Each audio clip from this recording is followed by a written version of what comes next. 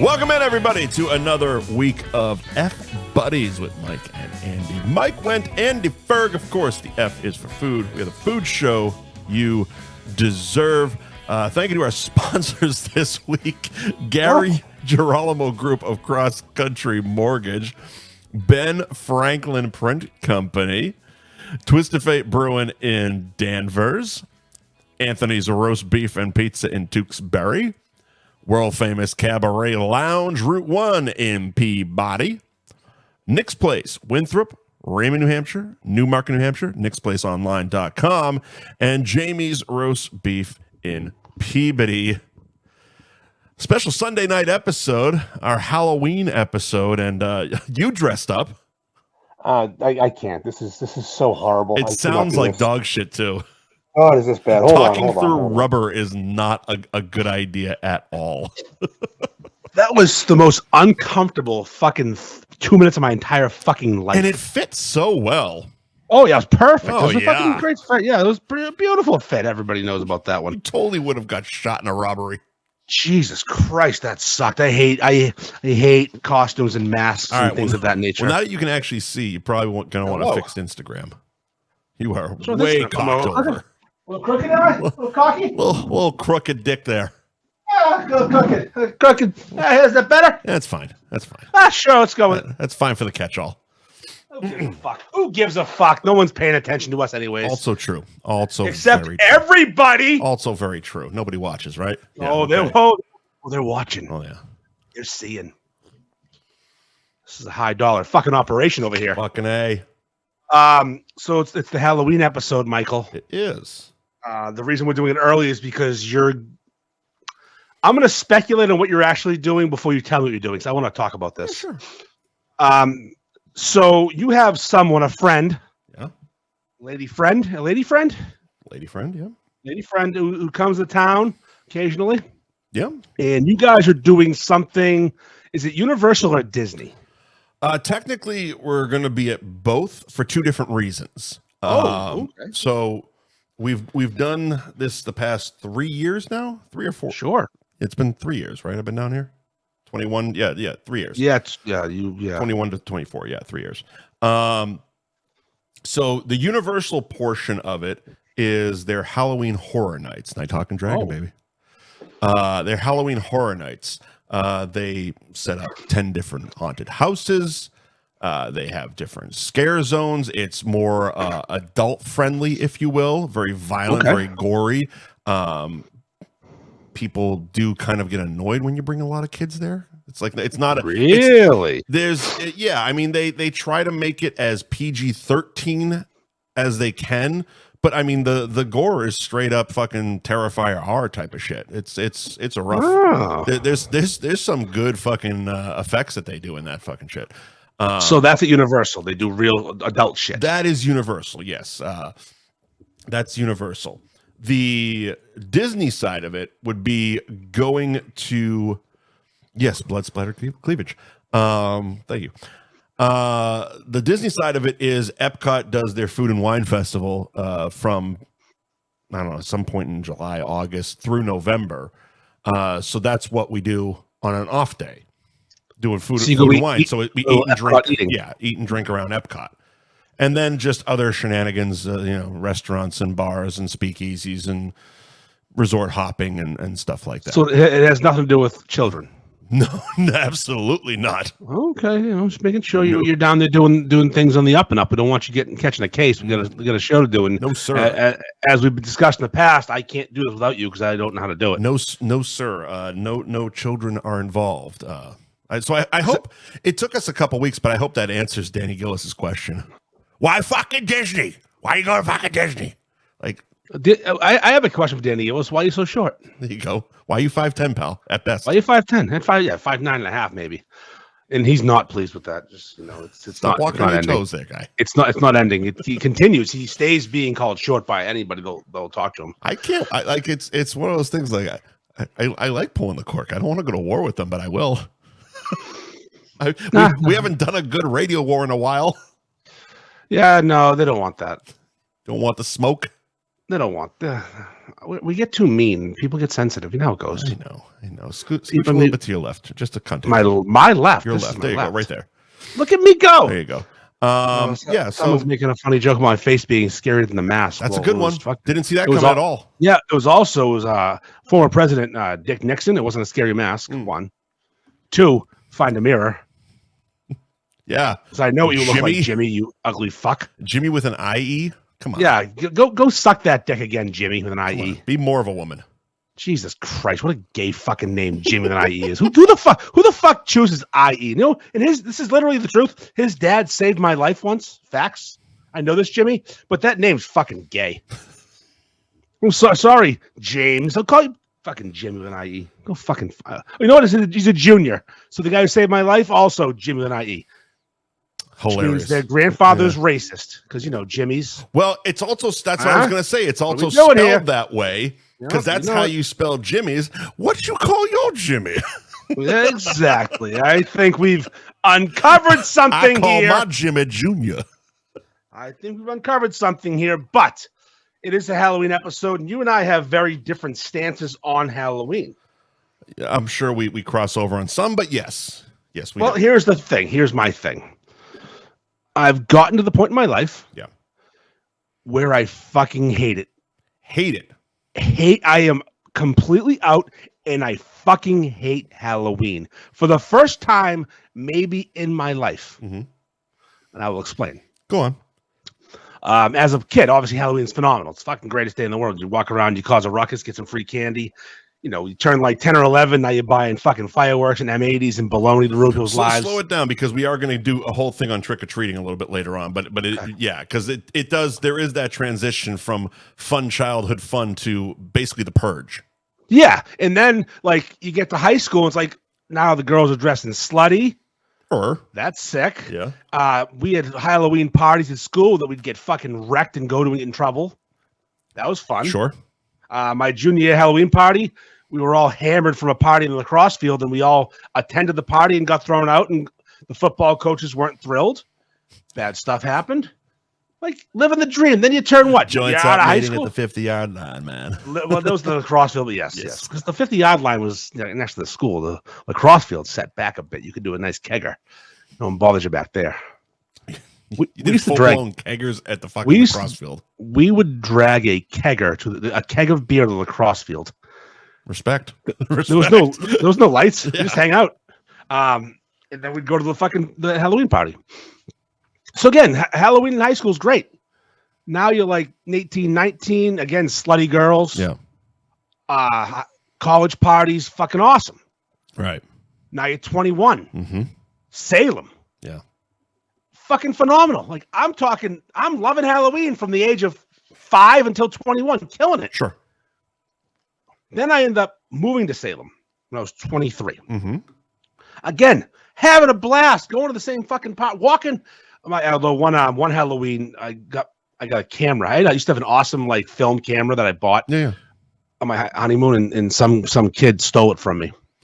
So you and your wife were living in Salem. We were living in Salem in an apartment on Hancock Street, which is right between Lafayette and Canal. Pre-child, okay. Probably a half mile from the action. All right. Because I was going to say, it's almost, I tourists can be a fucking pain in the ass, but if you're enjoying the festivities of Halloween, living in Salem is probably better than having to go to, like, living the next town over. The only thing that sucked was for a few weeks, it was tough getting home. But if you're creative enough, you can get there. You can get there. Come through the Swampscott side. Yeah. So Halloween was awesome. Did you have parking or street parking? We had, I parked in the street and she parked in the so you had a problem driveway. Getting home. Mike, I parked in the lawn. I didn't care. There you go. I had a Dodge Dakota. I think it was sweet. Dodge Dakota, nice. Parked on the lawn. Yeah, it was charcoal gray. Power windows and everything. It was pretty sweet. No crank windows for me. My first new vehicle I ever bought was that Dodge Dakota. Nice. Dakota, yeah. So again, Halloween, phenomenal. Now I'm 23. We moved to Peabody, get a condo, have a baby. Right. Now I have a fucking little thing I can dress up whatever I want. Put her in a chicken costume and go trick-or-treating. Halloween's fun. The first year we did trick-or-treating with her, we judged all the parents who were drinking. Oh, you were that one. They can't just walk around and not drink. They have to have a rolling. You judged the parents that weren't drinking. No, I judge the parents that were the first year. I said they can't just walk around the neighborhood with their fucking child. Oh. See, and not drag a mobile bar with them. I fucked up your inflection. I thought you were the one drinking, being like, they can't just fucking drink. Come on. No, I wasn't. I wasn't the first year I didn't drink. And then I realized about halfway through that first year how much fun it is. That's insane. Yeah. To walk around. But I wasn't trick-or-treating in my own neighborhood. I was at my mom's house, and I'm not driving drunk on Halloween. Well, no. I'll drive drunk on most days. Halloween, I draw the line. Yeah. You know? There are kids in the road more than usual. More than they should be. Yeah. I mean, one or two on the way home on an average Tuesday, okay, fine. But that's a 72 kill night. And they're dressed up in black sometimes. You know, ninja outfits and such. What are we doing here? We're going to kill kids. But again, I'll fast forward to now. My daughter is 17. Right. She's not trick or treating anymore. Right. And these what do you call them? This new age parent who's raising who are raising these gremlins, and everything's about them too much to the point where like you're gonna rent a fucking Coliseum to have a birthday party and have 17 bounce houses. Yeah. And for Halloween, you're gonna buy 75 fucking inflatables and a 12-foot fucking tall werewolf. Like, what are we fucking? When this happened? Did I miss a memo that I have to have animatronic fucking machines waving at me? People always did Halloween shit, but now it's out of fucking control.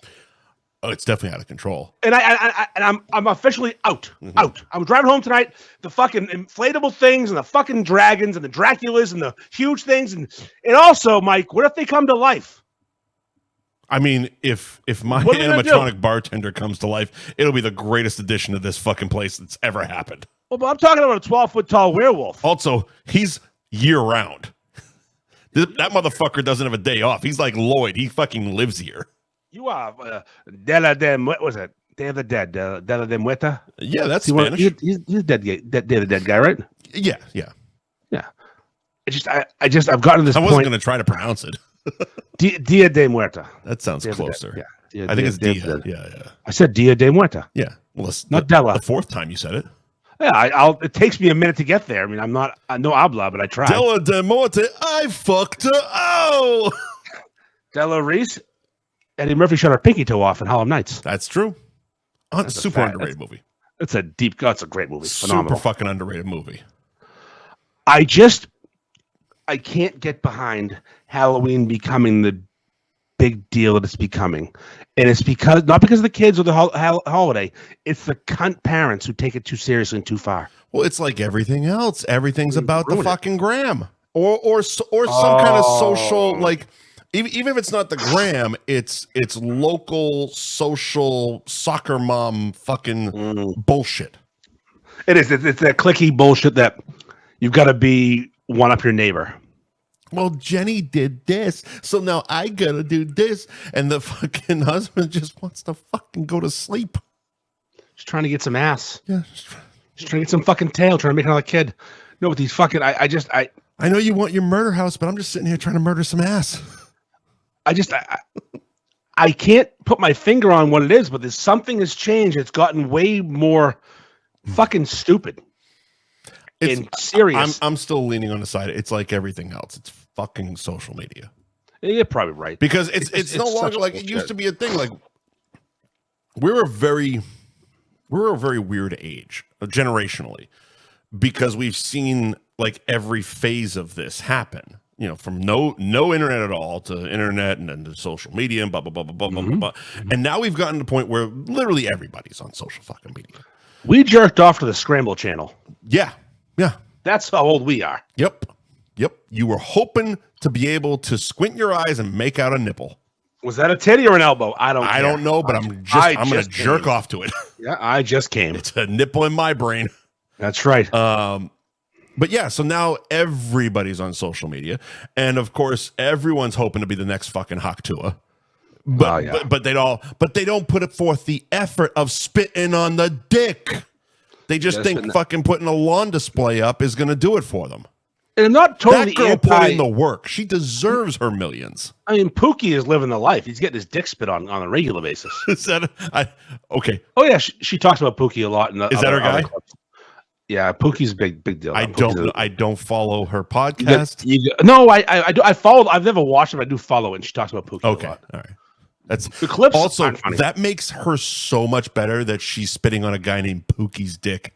Yeah, he's a white fella. Surprisingly, that's even better. That's even more weirder. Surprising. Yeah, it gets weirder every moment. Because all I'm picturing is Chris Rock in New Jack City. Yeah, no. Pookie. Well, Kevin Garnett shouts out Pookie and Ray Ray when he wins the championship. I guess that's Paul Pierce, Pookie. I don't know, man. Because Ray Ray's got to be Ray Allen, right? I mean, Ray and Pookie. Got Ray Allen and Paul Pierce. That makes sense. Unless he just fucking hates Paul Pierce and he shouted out his fucking drug dealer. I mean, that's a bit racist. I mean, what? It's his friend's drug dealer that he gets the stuff from. I did see Uncut Gems. I know how it all works. Yeah, we know how it was Lakeith Stanfield in the fucking movie. Yeah, I got you. Gotta get a go between every time. I don't know. I'm just fucking over Halloween as a holiday. I want it to be gone forever. I want it to go away, or like at least be creative with your decoration. Just don't buy 30 inflatables in your fucking lawn. Go to BJ's and buy the fucking werewolf and say, "Oh, I'm fucking good." The bitch of it is they're making it way too affordable. Like these things are kind of cheap. Ugh, that's the problem. These fucking people. They're kind of fucking cheap. So it's like I said, I had no fucking problem. That bartender was like $135. That was an easy drunk buy. And the motherfucker moves when you move, right? He's like he's motion activated and plugged in. No batteries. No batteries. When I move, you move. And he talks just like that. Yeah. And he talks. Yeah, he's the man. He's the smartest guy in your house. He's seriously. So it's like that was an easy drunk buy. I've bought a lot worse while drunk. So, but they bought. But you've bought. It's cute. I've bought. Nice. You almost speak English. Shut up. Retard. Jesus Christ, fucking moron. I've bought. You've bought. I've bought. Bought. You purchased or bought? Purchased. Fuck you and my fucking grammar problems. This has been 5 years of this shit. Me and your mom have been talking about this. You got to get your shit together, man. Oh, you sound like an idiot. That's the problem. Yeah, we've been talking about you, and you sound like an idiot sometimes. It's like we want you to sound smart. Why start now? Linfield education. You're ruining it. Fucking GED, motherfucker. I got a fucking Linfield education failed my ass, so that's a good fucking way to start. Fucking this explains so much. There it is. All right, now we're getting to the bottom of it. Yeah, I got a good enough diploma because I wanted to be on TV, and I was. That's pretty good. You know, it takes most people like you 6 years to graduate, but you did 4 and got a GED, so that's pretty good. I did 1.5, and I fucked off. Oh, good for you. Yeah. I'm not. Why lie? I'm not here to judge. Yeah, not everybody can handle the rigors of Linfield High School. I'm 45, moderate criminal who owns a home. Fucking, I did fine for myself. Yeah, you did all right. You did okay. Yeah. You tax evading motherfucker. I haven't been convicted. Yeah, got lucky on some lawyers, but you know. Listen. We've been threatened. We're never convicted. There you go. Convicted? No. Anyways. Fuck, we got off track. Let's just move on to costumes, I guess. Yeah, the whole thing's gonna be one fucking big Halloween thing. Yeah, anyway. we hate. I hate Halloween. I hate everything about it now. I'm moving to the next topic. I'm ready. I'm ready. I hate costumes. All right, let's go. Those two. Fuck off with the fuck off. When was the last time you wore a costume? My 40th birthday party, 5 years ago. Oh, okay. Your birthday's in October. It took me a few seconds, but okay. And I do a theme cost. I do a theme party, so I guess I'm a hypocrite. But it's my party, and I'll wear a costume if I want to. We did a 90s theme party. Okay. So anything you want. So that's almost not the same. Because you can do a 90s theme party and make people dress in 90s costumes any time of the year. Mm-hmm. When's the last time you dressed in a costume for Halloween? It's got to be 25 years ago. All right. What's that put in? It's 1990, fucking 90 something? 99, 2000 maybe, yeah. Okay. Actually, I know when I dressed up as a proctologist when I was 22 going to Salem. Okay. Right. And I'll tell you why I remember this, because I was walking in with my lab coat on and it said proctologist, which is an asshole doctor. Yep. I didn't know that. And this young black man. I'm not a dummy. I'm just not educated. No, it's okay. It's fine. That wasn't for you. I know you know what a proctologist is. This was for the idiots who listen. Right. And this young black man who was a lot bigger than me said, "Hey, doc, my knees hurt. What should I do?" And I instinctively said, "Stay off of them." Nice. And all his friends clowned him. Quick on your feet, sir. Yes. And there was that moment where, am I about to get into a fight or are they going to laugh? And lucky for me, my man had a sense of humor. You gotta laugh at that shit. Come on. Yeah, but you never know. Some people are sensitive being called gay, and I'm not going to lie. And this might sound a little. Yeah, but it was the '90s. People threw the F word around a lot more. Well, they don't do it anymore, unfortunately. Culturally speaking, though, Michael. Yeah. The black folk, the blacks. Oh, I missed he was black. Yeah, the blacks don't enjoy being called gay as much as us white folk. they have less of a sense of humor about it. So that's the problem. I called the young black man gay and told him he sucks too much dick. Did you know this black man? No, stranger. Where the fuck were you? Oh, you were walking around Salem. I was walking from my. Oh, okay. I thought you were at a party. Okay. No, I was walking behind Pickering Wharf. I parked back there, heading toward the bars. Okay. And I had my lab coat on, and he asked me that question, and I answered the question as best I could.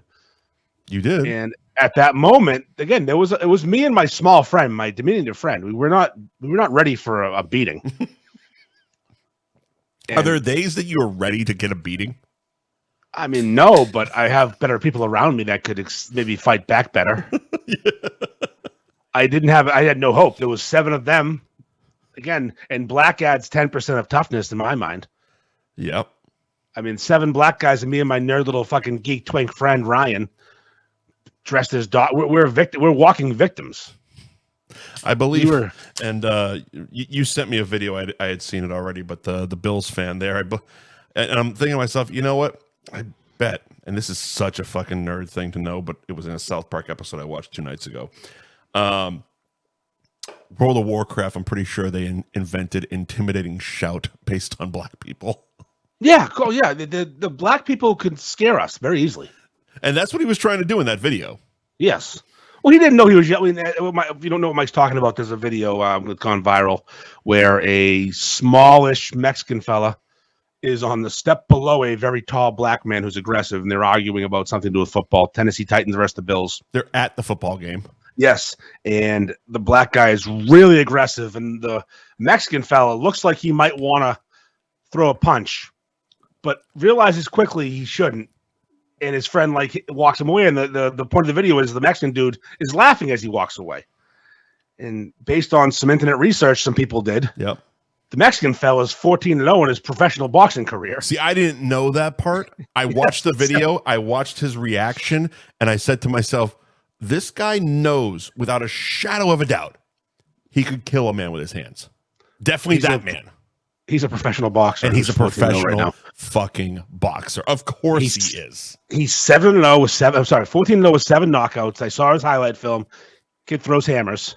And he also comes to the ring with a skull mask on, so it looks like he's a demon of some kind. Yeah, so he's a bad man. He's a bad man. And again, that smirk he makes is so I don't need to kill a man today, and I know I can, so why prove it? Right. It's a confidence level, especially when you have the low ground in a fight like that. High ground always wins those fights. No, I mean, it wouldn't have in that situation. We all know that, and it's like we've seen a lot of these videos. Maybe it's just people are filming more now, but we've seen a lot of these videos this year. There was the guy who walked down the sidewalk flexing his muscles, saying he doesn't lose, and beat the shit out of like 3 random ass people. Yep. Turns out he lost his job and got arrested for all that. Yeah, he's stuff. a real piece of shit. But it's like, this is sports. Well, there was the Chiefs one recently too. The 2 fucking dudes that were dressed exactly the same. Yeah. And the guy didn't know which one he was fighting, and ended up fighting both because a couple of cholos and their fucking wife beaters. Right. Hard to discern for us white folk. I mean, can't tell. Look, I love my Bruins more than anything, and I've been in Montreal. And I'm an aggressive drunk when we're winning, and even more when we're losing. I've never once been in a fight. You haven't really? At a sporting event? Over a sporting event? No, absolutely not. I have once. I absolutely have, because it's not worth it. Because at a certain point, there is that indication that this is a joke. We're like it's always gotten to that point of we're on the same page. It's like, wait a minute, dum-dum. We're gonna get thrown out of here. We paid some money for these tickets. Sit the fuck down. When you're 22 years old and you're at Fenway for the Marathon Monday game against the Yankees, were they World Series winners at that point? Nope. Wow, you were fighting over the bad Red Sox. They were chanting 1918, which used to bother Andy quite a bit. Really? Mike, I'm a psycho when it comes to my Red Sox. Back in the day, my Red Sox, holy, I've betted. I'd rather fight for the Revolution than the fucking Red Sox. I fucking despise 90s? Baseball. Oh, Mike, I was the biggest Red Sox fan alive when they sucked. I stopped liking them like when they stopped caring recently. But when I was young, I was the biggest Red Sox fan in the world. And when these fucking cunt Yankees fans would come to Fenway and act like they could chant 1918 near me. Mm-hmm. No, you can't. No, sorry. Sir. That was more age-based, I think, and which probably these are too. Well, no, I'm not getting a fight now, but as a 21-year-old, 19-yerold, 20-year-old, I don't know how old I was, but it was a Marathon Monday game, and I used to have a tradition with my buddy. We'd drink 6 warm Rolling Rocks up behind Gold's Gym. Where's Gold's Gym? It used to be World Gym. Sorry, World Gym. The Gold's, whatever the gym is. Where's the gym? Next to Fenway. There's a gym next to Fenway. Oh, okay. It used to be there at least. All right. Now it's probably condos. The reason it started, the first year we went, he stole beer from his work and it was Rolling Rock, and that's all he could get because we were underage. Did they have to be warm in the years that followed? It was tradition. Did you eventually get a cold beer? Nope. We did it for like 6 straight years, and we drank warm Rolling Rock. The tradition was he bought it the night before and put it outside. And whatever temperature it was. Right. Because he had to hide it from his parents. We were like 19 or 18 years old. So he's got the warm Rolling Rock. So you weren't 21, so you weren't drinking at the game? No. Well, I mean, we found a way. We always find a way. You found a way, but it wasn't like you were just walking up to any fucking beer stand. So it was a 6er of warm Rolling Rock before the game behind the gym. I think it was Gold's. And then we try to find some old men who had some shitty weed to share with them. Because the first year we smoked weed with some old dudes. So we tried to recreate that every year. Every year. And we also would, after the game, go to parties that we didn't know people at. Well, that's an easy one, especially back then. Yeah. And I know Chris was undefeated. Where's Chris at? He invited us. Chris who? I don't fucking know Chris. Chris. Oh, I got you. And then they would let us. We'd smoke their weed and drink their beer and then leave. We had a good time. So you hit the local college guys, fucking apartments and shit like that. Yeah, we'd roll down one of those Boylston streets or Beacon streets and find a brownstone and walk in. Right. Hey, we're here. Yeah. We also had a backpack full of Budweiser sometimes. Who knows what we did? You had your payoff. But one year we're at the game and this kid's fucking doing the 1918 shit in front of me, causing a ruckus. Yeah, I am cool as fuck, Tashi. Thank you. And I'd had enough. I said, hey buddy, you shut the fuck up. Just shut the fuck up. And he's a row below me, and I'm 22-year-old Andy who's actually in shape, not a big ball of fat like I am now. You had the high ground. I had the high ground. Plus, he was smaller than me. Plus, I was big. I was jacked back. I was doing fucking like over-the-counter steroids. Yep.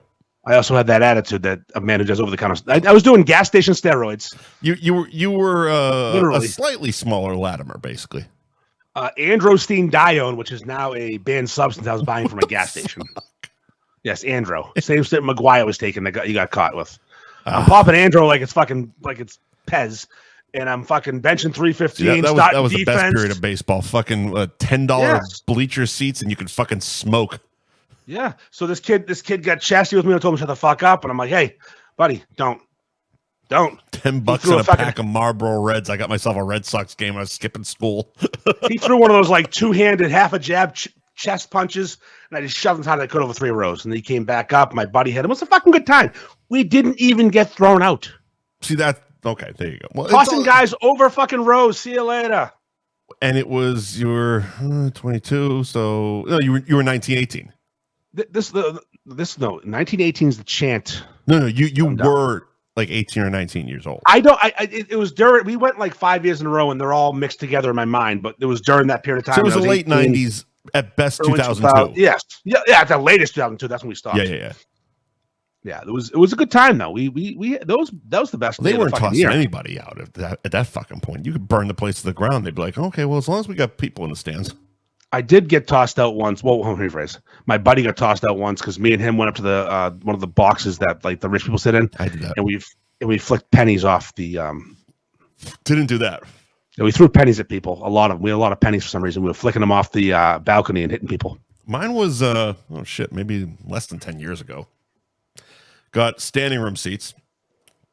One of the trips with Will and the whole group chat, and we would just kind of disperse and just send each other fucking pictures. Where are you? I'm here.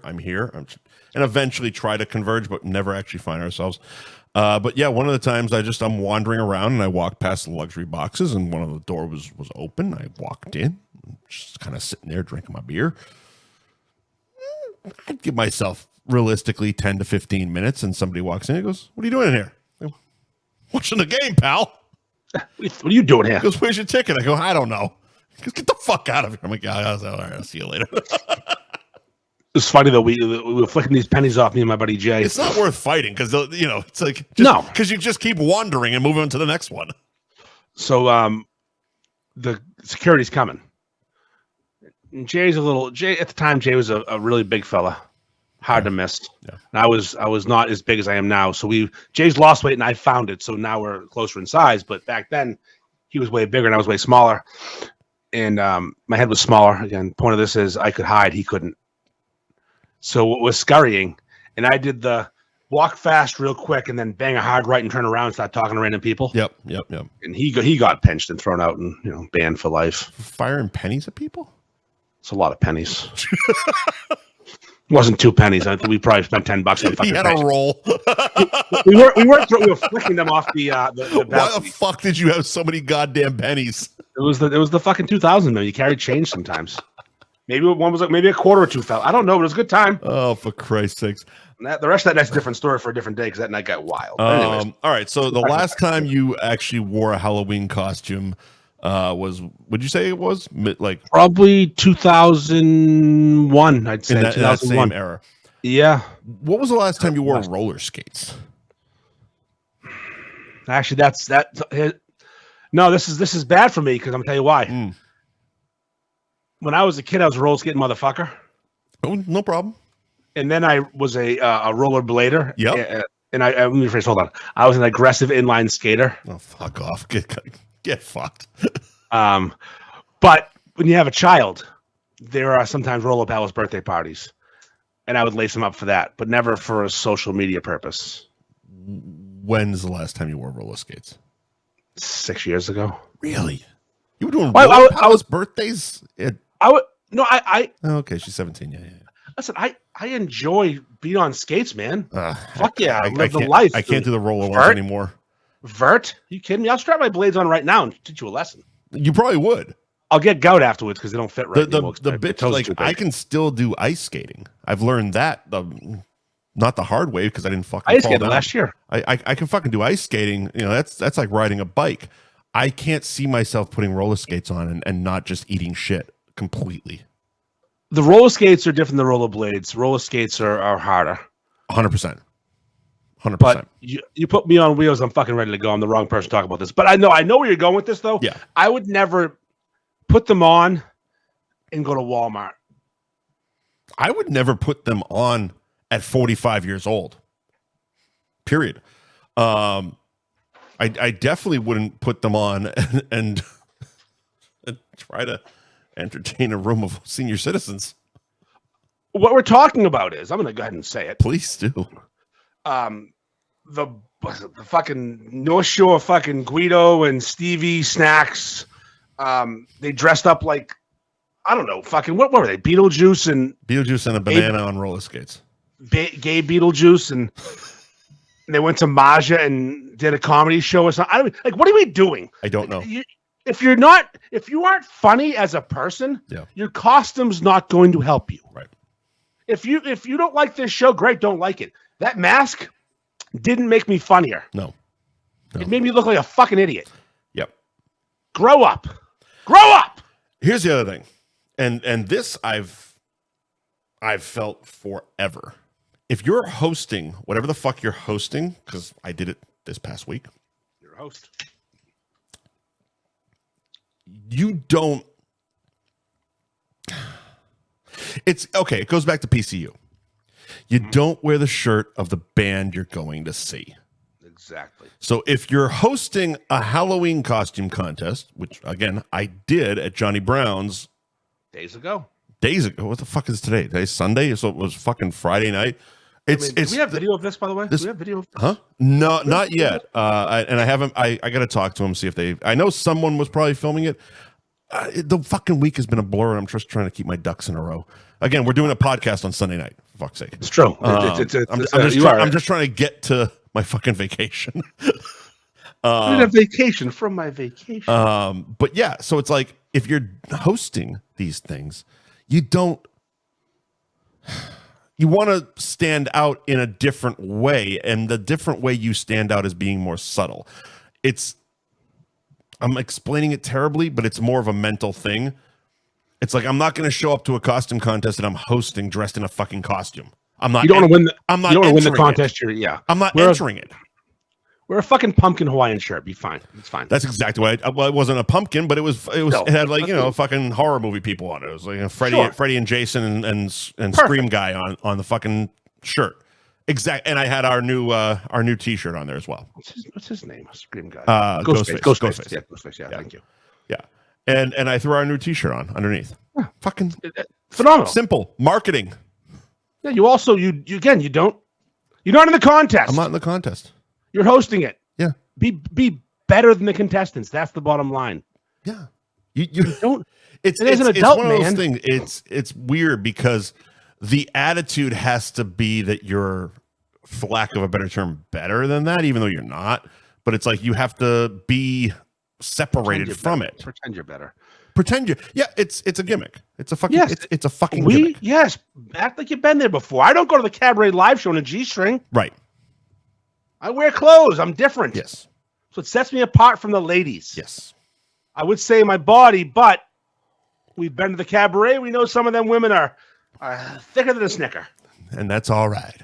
No, there's no complaints. That's fucking all right, man. Our sponsor, the Cabaret, has a spice for all tastes. Yep. Flavor for anyone's palate. So yeah, the a quick recap of my night, my Friday night, doing the Johnny Brown's Halloween contest was interesting. It came together in like 4 fucking days. You weren't judging; you were just hosting, right? No, so I'll kind of explain, because I definitely didn't want to judge, because I didn't want to be put in that position again, because I fucked it up last time at the chicken wing eating contest that they did.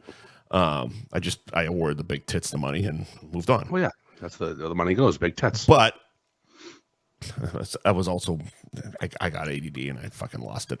Titties make money. It was all a thing. Anyways, no, I didn't want to judge it. I was hosting it, and I was asked to host it. And it was I got a text on Monday afternoon, and Anthony was like, "Oh, you want to fucking host this Halloween costume contest?" And I go, "Well, I'm off on Friday, so we can do it on Friday." He goes, "Great, we'll do it on Friday." That's how the planning of this was. Hey, you're hosting. Figure it out, dickhead. So initially, I'm like, that's really short notice, because they hadn't posted anything on social media. They hadn't announced it. They didn't have a host. So Thursday, I went by and I was talking with them, and they had a decibel reader in the place, because they've been getting a little shit from the city about bands and noise and whatnot. So they got their decibel reader to make sure they're in compliance. So I go, great, we'll just do fucking audience applause. Whoever has the biggest number on this fucking decibel reader wins the goddamn thing. That's fucking there easy. It is. Even simple I can do that shit. Simple as fuck. Simple as fuck. All right. So again, promotion is usually key with these things, and it wasn't. So it was supposed to happen at 8 p.m. I get there around 6, hanging out, drinking. Fucking. 8 comes and goes real fucking fast. 9 comes and goes real fucking fast. Were people there, like in costume? That's the problem. Oh. The bar was packed. but it was people drinking, people watching Game 1 of the World Series, Yankees fans. Oh, yeah, the Yankees. Yeah. 9 passes by. We're approaching 10 o'clock. And at this point, now I'm, a few hours deep. 17 beers in. That was 2 hours in. So now I'm like, all right, at that point, it had been a consensus between like 3 of us that were kind of running this thing. We're just going to call it. We're not going to address it. We're just going to move on. I'm literally about to get up from the bar stool and leave. End my night. 10 people just showed up in costumes. Oh, baby. And the guy looks at me and he goes, do you want to do this? Fuck yes, I do. And I look down and I'm like, let's fucking go, sir. Yeah, why wouldn't we? Why would we do this? That was 100% the extra 2 hours of beer I've been drinking, talking. Yes. I had I'm like, let's fucking go. Give me that goddamn decibel reader. We're going to fucking do this thing. Give me a microphone. Hurry the fuck up. Get up on stage, do the fucking thing, decibel reader, all fucking went smoothly. Ba, ba, ba, ba, ba. 1, 2, 3 winners, 2 gift cards, and here's some cash for you, sweetheart. And we're off. What was the costume that won? Pocahontas. Of course. Yeah, she was good.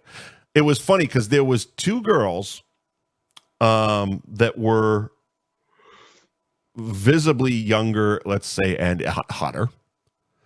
That didn't enter because they didn't want to just destroy everybody. They were the most humble hot chicks I've ever encountered. Reverse humbleness. Yeah. Confusing. It's like no, because they were dressed up. One of them was in like a a latex cat suit, and the other one was like a bumblebee or some shit. Ooh. And I'm just like I got off stage. I didn't even know they were there at first. And the manager points them out to me. And I go, why didn't you fucking get up there? And they're like, oh, we would have killed them.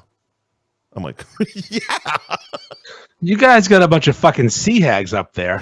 Yeah. We're hot chicks. It's Delray. Come on. It's a senior living community. Anyway. Ethel and her fucking Ethel, who knew Pocahontas, is fucking up there winning. Yes, she fucking knew Pocahontas. Yeah, they were pals. She was on the Mayflower. But yeah, so it was one of those things. It was like, we kind of saved it in the sense that it happened. And talking to them, they're like, oh, and you're going to come back and do our ugly Christmas sweater costume. I'm like, yeah, and we're going to start promoting that next week. Yeah, because we're not going to give it this 4-day fucking lead in and have me sitting here hammered drunk. Like, again, I was going to be drunk on stage, but there was an extra 2 hours where I thought the contest was over, and I was just like, yeah, cool, let's keep fucking going. It reminds me of my brother's bachelor party my bachelor party when I was supposed to not drink for 2 hours, and my brother scheduled it wrong, and yeah, the limo came 2 hours late, and I was blackout. But anyways, so you're hosting a Christmas sweater party now. Christmas sweater party, yeah, ugly Christmas sweater party. The winning sweater should have the tits cut out with pasties over them as a reindeer. I agree. Reindeer eyes. We'll see what Grandma can put together. So while we're on this topic, I have a question for you. Please. What would be your favorite slutty woman's costume? If you could, what's your favorite one to see a hot chick dressed as? Do you have one? Yeah. Okay. Do yours while I think, because you put me on the spot. Harley Quinn's obviously an easy one. Yeah. But if she's hot enough, that's sexy. We all know that's sexy. Sure. Yeah. Catwoman, also phenomenal. I mean, again, this is going to harken back to my youth. So I'm trying to sound creepy here, but like when I was a kid, when I was in my 20s, a schoolgirl, holy shit. With the Britney costume, pretty Britney Spears from Hit Me Baby One More Time. What the fuck? What are we doing here? Yeah.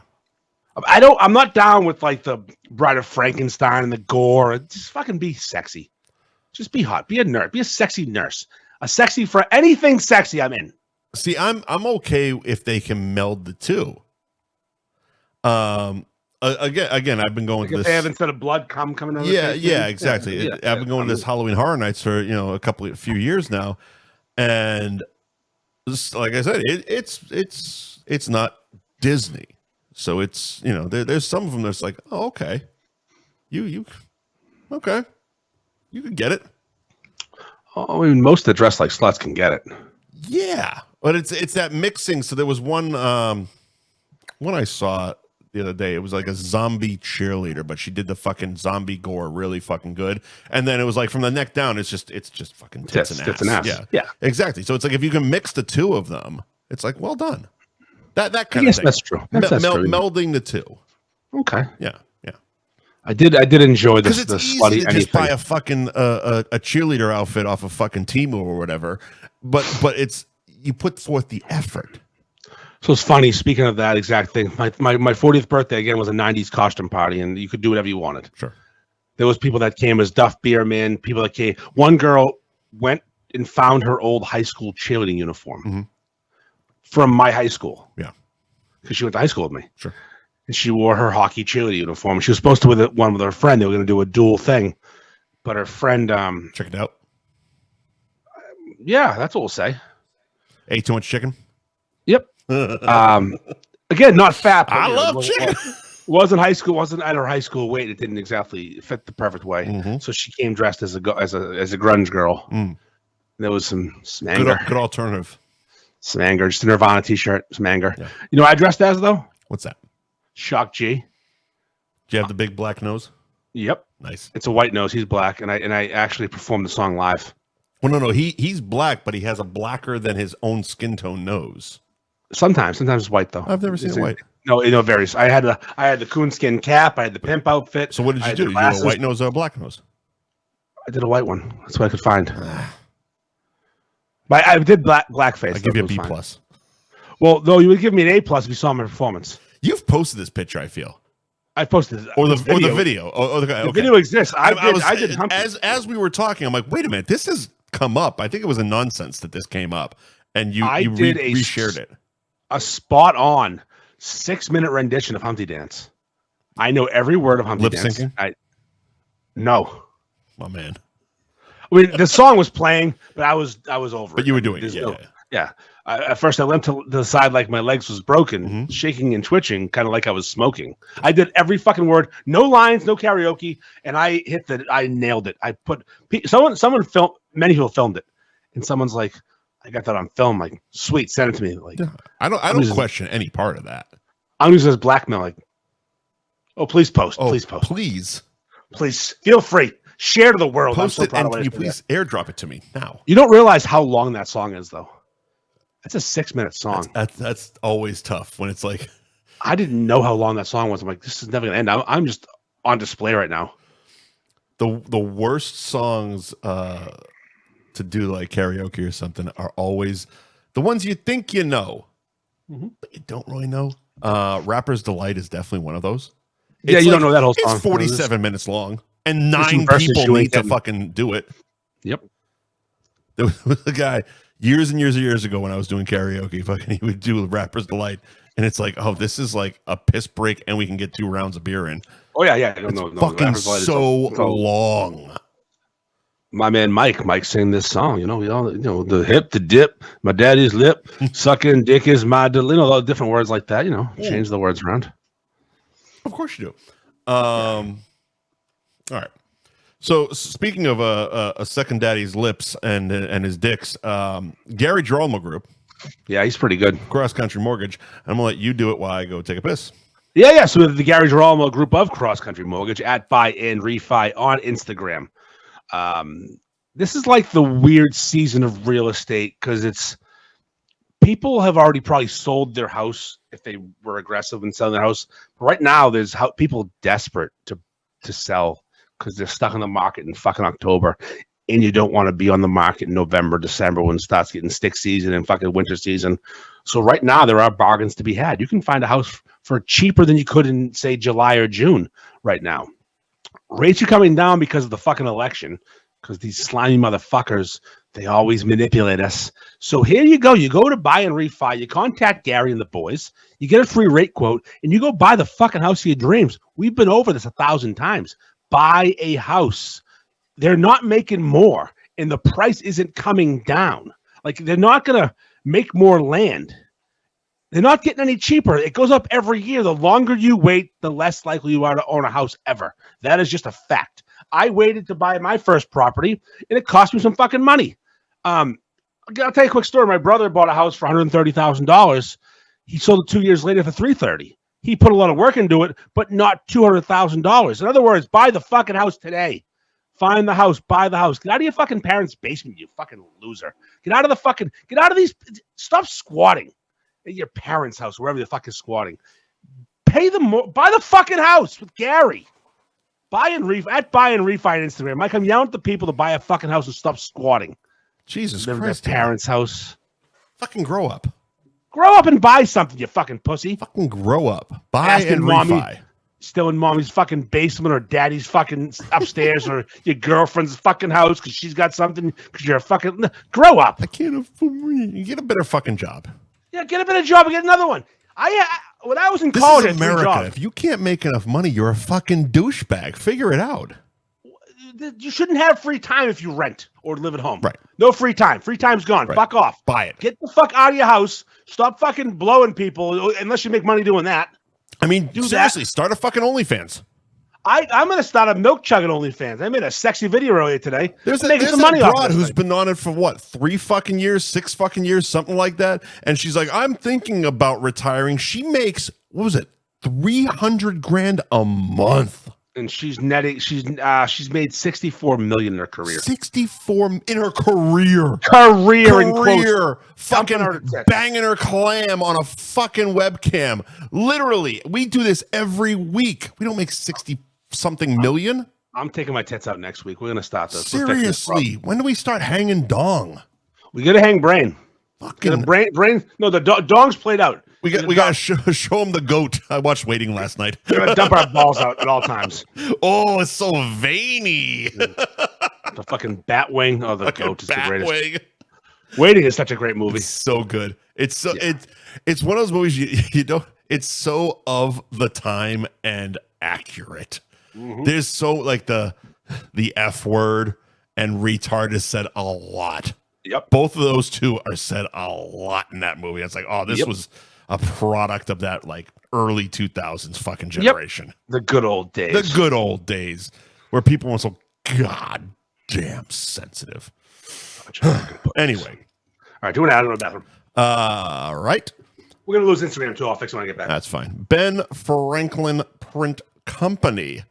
177 North Main Street in Middleton is where you can find Joe and the crew at Ben Franklin Print Co.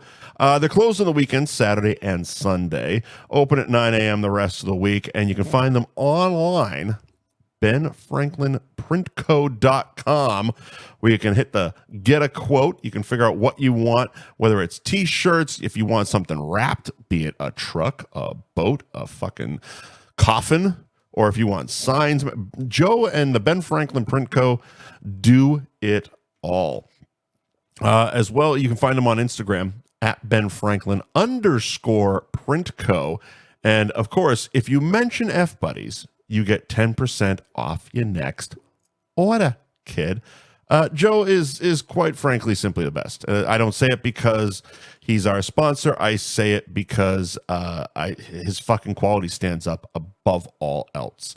I was wearing the new F Buddy shirt that we had done up for our Cabaret show last week, the week before, whenever. I was talking about Joe and the new shirts we debuted at the Cabaret.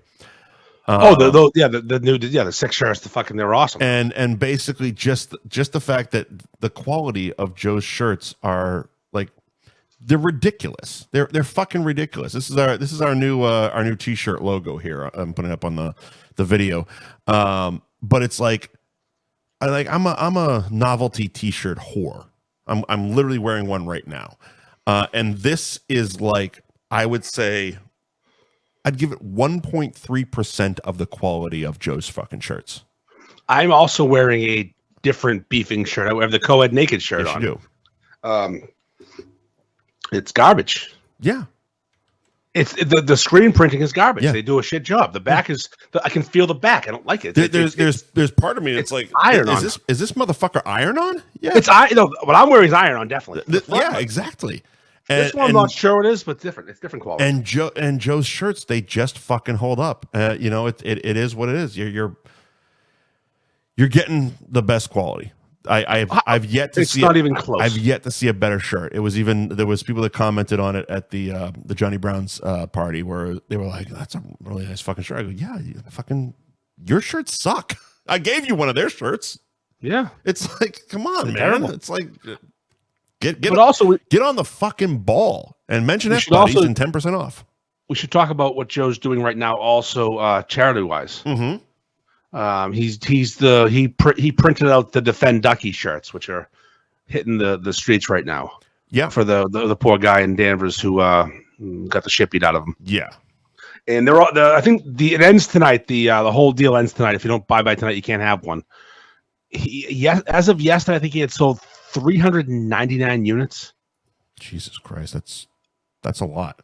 Average about $10 or $12 per unit in profit, which goes completely to Ducky.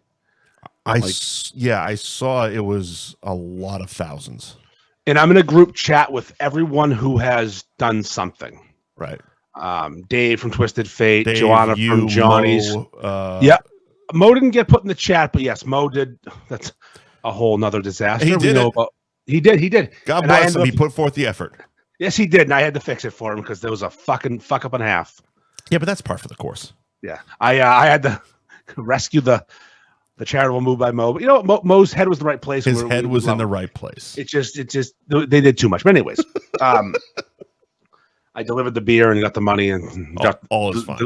Delivered the bomb. It's a little Jaws reference there, a little slight, a little subtle. It was all right. It was all right. Bomb. It was all right. But so Joe is trying to figure out how much money was raised in total through everyone's efforts, because he's going to print up a huge check. Oh, cool. This is a secret, but I don't think Ducky listens to the podcast, so we're hoping he's not paying attention right now. He could be. I saw him the other night. He could be listening. He's a fucking hell of a fella. Yep. Likes to accessorize. A lot of bracelets. A lot of earrings. All right. Low cut neck T-shirt. We got some guys like that around here. Yep. But one of his neighbors, Sean, who's one of the town like selectman type deals. It's a whole situation. We're trying to get everyone involved, and Joe's going to make a big fat fake check that's going to like, here you go for, It'd be great if you've seen semi-pro Will Ferrell. Oh yeah, sure. If you give him the check. The Flint Tropics check? And nothing else. And he's fucking walking around town trying to cash that bitch. Well, that's a Happy Gilmore thievery, though. Huh? A little Happy Gilmore theft, though. You know what? You're absolutely right. You're absolutely right. Checks, yeah, my brain went to the tropics, but yeah. Yep. Yeah, no, you're absolutely right. Yeah, Joe's going to do like one of those, like with Mo's logo, my logo, Twisted Fate's logo, Johnny's, his logo, and everyone that did stuff. It was funny. Someone's like, it's kind of like, isn't it kind of tacky to announce the amount? It's fun for him, though, it seems like. It's also, it's not like I'm saying I did this. It's a collective effort. The reason it's not tacky. Okay. It's a collective effort. It's a community rallying around one of their own. Yep. It's fun for him. Yeah, Jesus Christ, who doesn't like getting a big fucking fat check? Literally. When I delivered him some cash and a check on Tuesday or Thursday, I went to I solved the Mo beer dilemma, and I had a check from Twisted Fate, and I went to his house to hand deliver it to him. When I delivered him the check from Twisted Fate and the cash from Mo's raffle, I was expecting, his mom to come out and greet me. Yeah, he did. I said, hey, Doctor, we've met, but again, he's met a lot of people recently. He's busy boy, most popular guy in Danvers right now. I'm like, guys, I have some money and some checks and blah blah blah. He had the fucking, if shit eating grin was a thing, if there was a poster child for shit eating, that's ear to ear fucking smile. Cheshire Cat is what they call it, I think. Genuine happiness, like the amount, like it was like, okay, wow, so this felt This felt like a shit so eating grin is a real. little different. That's So you're different. getting away with So- something. a pussy eating grin. There you go. Yeah, he just ate some. He was so excited to be there. Fucking dripping on his chin. And he was like, thank you. And I shook his hand, said, hey, man, what are you going to get? He goes, I don't know, something good. I'm like, fuck yes. Get some dick. Get whatever you want, my man. Whatever it is you're into, have it all. But yeah, he's it was nice delivering that money to him. And I did not take a selfie like we talked about. No selfies were had. Okay, so that's what I was getting to. When the giant check is presented with all your logos and all the accoutrement, and I'm sure the local publications will want to come out and take part in this and put their name and their stamp on it. Be wearing one of our fucking shirts, please. Okay. For the first time ever. I did wash an F Buddy shirt today. Just wear one of them. I don't give a shit if it's dirty. It's in the no. It washed. It came home with me. A lot of my stuff ends up in Maine because I wear cool shit to go up there, then don't take it home. Right. But I have it. I can do that. Wear one of our shirts, please. I'll wear an F Buddy shirt. I'll offend everybody in America. Yeah. Or at the very least in one fucking town. We're gonna Joe's. We get 2 more sponsors to read, by the way. Oh yeah. Okay. Speaking of that town, you can find Twisted Fate Brewing in Danvers, 120 Andover Street. That's Route 114 in Danvers. I would tell you that they're in front of the Walmart beside the Guitar Center, but they now have signs that they can occasionally put out on the street, thanks to the local officials, that say beer on them with a fucking arrow. It says there. Beer. We have beer. You're going down 114, you see the beer sign, turn into Twisted Fate Brewing. You can hit up their website, twistedfatebrewing.com, and not only click on Find Our Beer, where you can find out what bars are pouring Twisted Fate, what liquor stores are selling Twisted Fate, but you can also click on the current tap list to find out what they're pouring in the tap room. Tap room hours, located on the gram at Twisted Fate Brewing. Let's see. They only have up to tomorrow, kid. But tomorrow they're open 4 to 8, and I'm sure Dave will update that tomorrow. If I can give you some advice, if you're in the area, go there and get the John Chapman's Dream apple pie pastry sour. It'll change your fucking life. I didn't know what the name was. I knew it was some guy's name. I kept saying Johnny Appleseed. That's which is what it is. Yeah. But holy fucking shit, is that a good fucking drink? It doesn't even make sense because the flavors of an apple pie are so strong. It's amazing. Again, Dave, how they manage that has ruined me for sours. Period. His sours are different than anybody else's. I actually like them. That's the big fucking kicker. Is I fucking hate sours except at Twisted Fate Brewing, and not because they're responsible, but because they're fucking delicious. Like that tastes like a fucking apple pie. If you like a sour that is like so sour it hurts it makes your jowls hurt. The one I talked about at Universal. Yeah. You don't want his sours. Dave's sours. It sounds like it's heartburn mixed with your asshole getting electrocuted. It was terrible. It sounds delicious. No, Dave's this drink is so stupid. Dave's doesn't do that to you. No, it doesn't. It is apple pie in a can plus beer. So go there and get that. Really Enjoy fucking good. I mean, again, we can talk about one beer all fucking day, but Dave hasn't missed. No, he's good. He really hasn't. Like, again, I'm not a huge IPA guy, but fucking Dave's are awesome. I was in the other day, picking up some beer and some things in the check for Ducky, and there was a couple sitting there, right? And they were deciding on beer, and I decided to not be awkward. And I said, "Hey, if you like IPAs, try this." And they said, "We don't like IPAs," and I almost punched them. But then I said, "Oh, well, they have other offerings." And then the two of them was in love with other beers, like the pale ale and his nitro stout. And like this guy doesn't miss. Yeah, I mean, I'm not a huge IPA guy. Like, if there's other shit on the list, I'll probably go with it. But without fail, every time I go to Twisted Fate, I'm asked, the first question I ask when I sit down to whoever is behind the bar, it's what's new. What can I try that I haven't? Because I know I like all the other shit. Yep. What can I try that I haven't had? And that was, the last time we were there was the live show when literally they didn't even have cans for the fucking the apple pie shit. And Courtney gave us a fucking pour of it, and it was just fucking delicious. It's ridiculously delicious. Yep.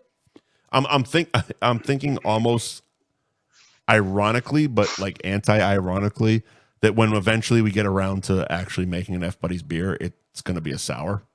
Okay, because it'll be the only sour that I fucking regularly drink.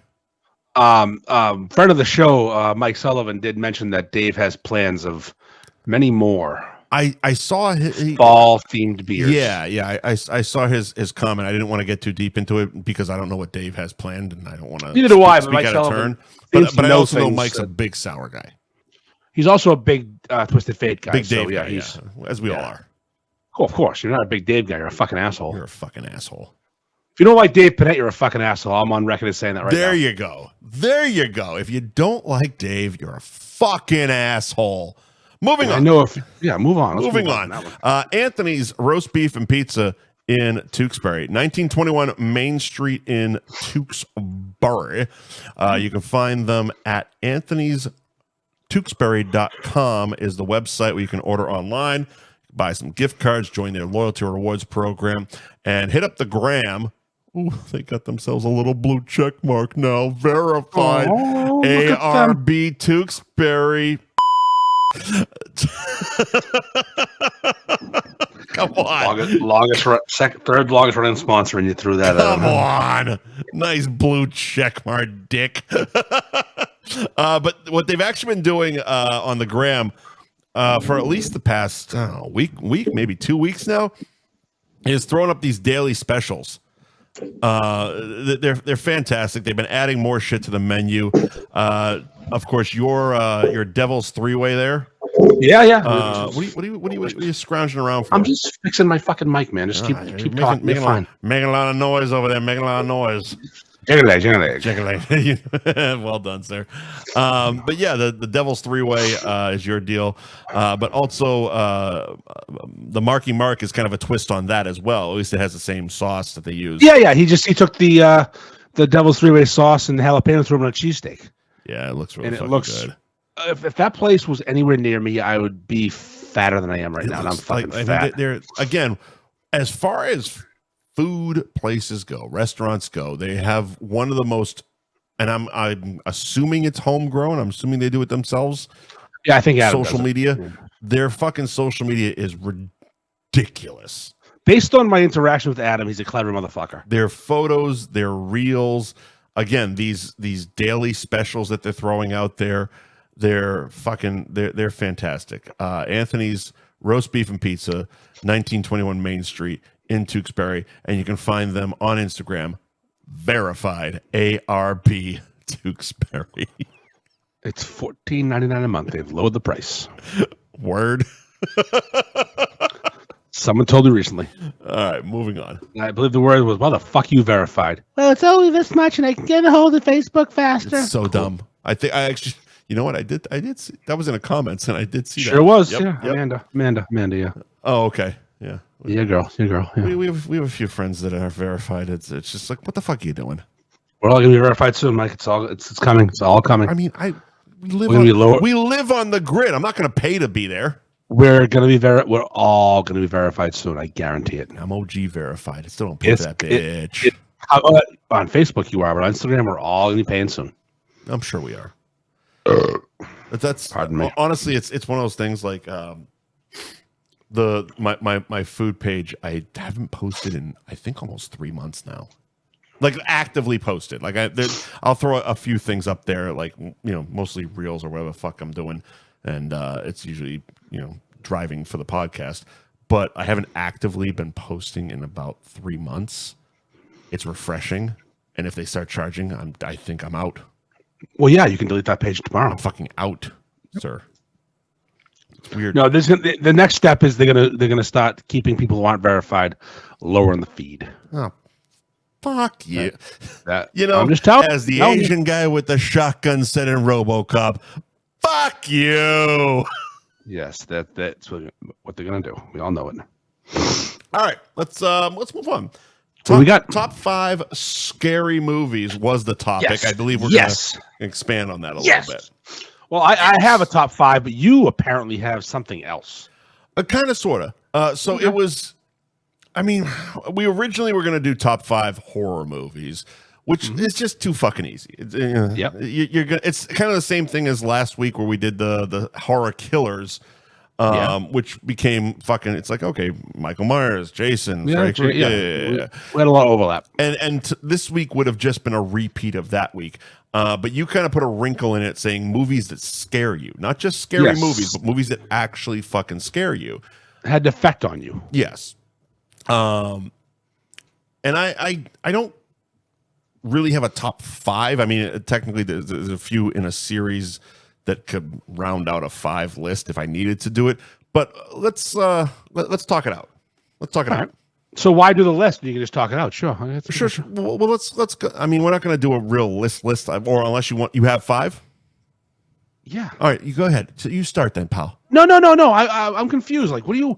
Because mine is very much one specific genre now that still kind of creeps me out. Okay, well, go. Okay. I like this. Let's hear it. All right. So nowadays, I'm so desensitized to horror movies. I've been watching them since I was a child. Sure. So the scary movie, the blood and guts, the gore, you read reports of people vomiting and fainting and running out of fucking these Terrifier movies. It's like me and my brother sat there and watched Terrifier 3 in the theater and we're laughing our balls off the whole fucking time. Oh, that's hilarious. First, I'm the guy who was watching American Psycho in the fucking Revere Cinema, laughing hysterically in the back of a theater with only like 3 other people that were horrified at me. I don't get scared by violence in movies. No. What fucks me up... You're an adult. Well, that's just it. What fucks me up is stuff that involves... First of all, movies that can do silence very well, but not like quiet room silence. So it's basically not kind of possession, ghosts. Like I don't know what I believe in, higher power, etc. Paranormal, but like when you're sitting alone, because and I've been doing this for longer than I've been single in Florida, because my ex didn't like horror movies. So like when she would go to bed, I would watch horror movies, at night. So it's something about watching these movies, and one of the ones that really fucked me is the original 2 Paranormal Activities. Those are scary as fuck because they did silence so fucking well. How about we do this? I'm gonna list off my movies. Yeah, you need to list them, and then we can just start talking. And I need you to tell me if these movies, because I am a similar guy. I don't care about gore. Yeah. I'm not a child anymore. Right. Jason scared me when I was fucking 6, but it's stupid now. The first movie that scared the shit out of me that took me probably 3 sittings to watch was Nightmare on Elm Street, and I was probably 6 to 8 years old. See, Freddy was always hilarious to me. 6 to 8 years old. Freddy was always hilarious to me. I'm sorry. Fair. It didn't. The what gave me more creeps than Freddy was the girl singing 1, 2, Freddy's coming for you. I don't like kids in horror movies. The movie fucked me because, and I feel it was 100% my age. Child of divorce. Dad let us watch other shit. My brother, who was 3 years younger than me. Do you remember the My Buddy dolls? Yep. My buddy and me. He had one. That's Chucky. He had one. And the first time he watched Child's Play at Dad's house, he was probably in that, I have dolls age, whatever the fuck that is. Again, it's probably 6, 7 years old. For you, 46. Yeah, exactly. Dolls. Look behind you. Fucking dolls can see them. Yeah, well, those are, whatever. Oh, they're action figures. I'm sorry. You're not dolls. No, they don't move.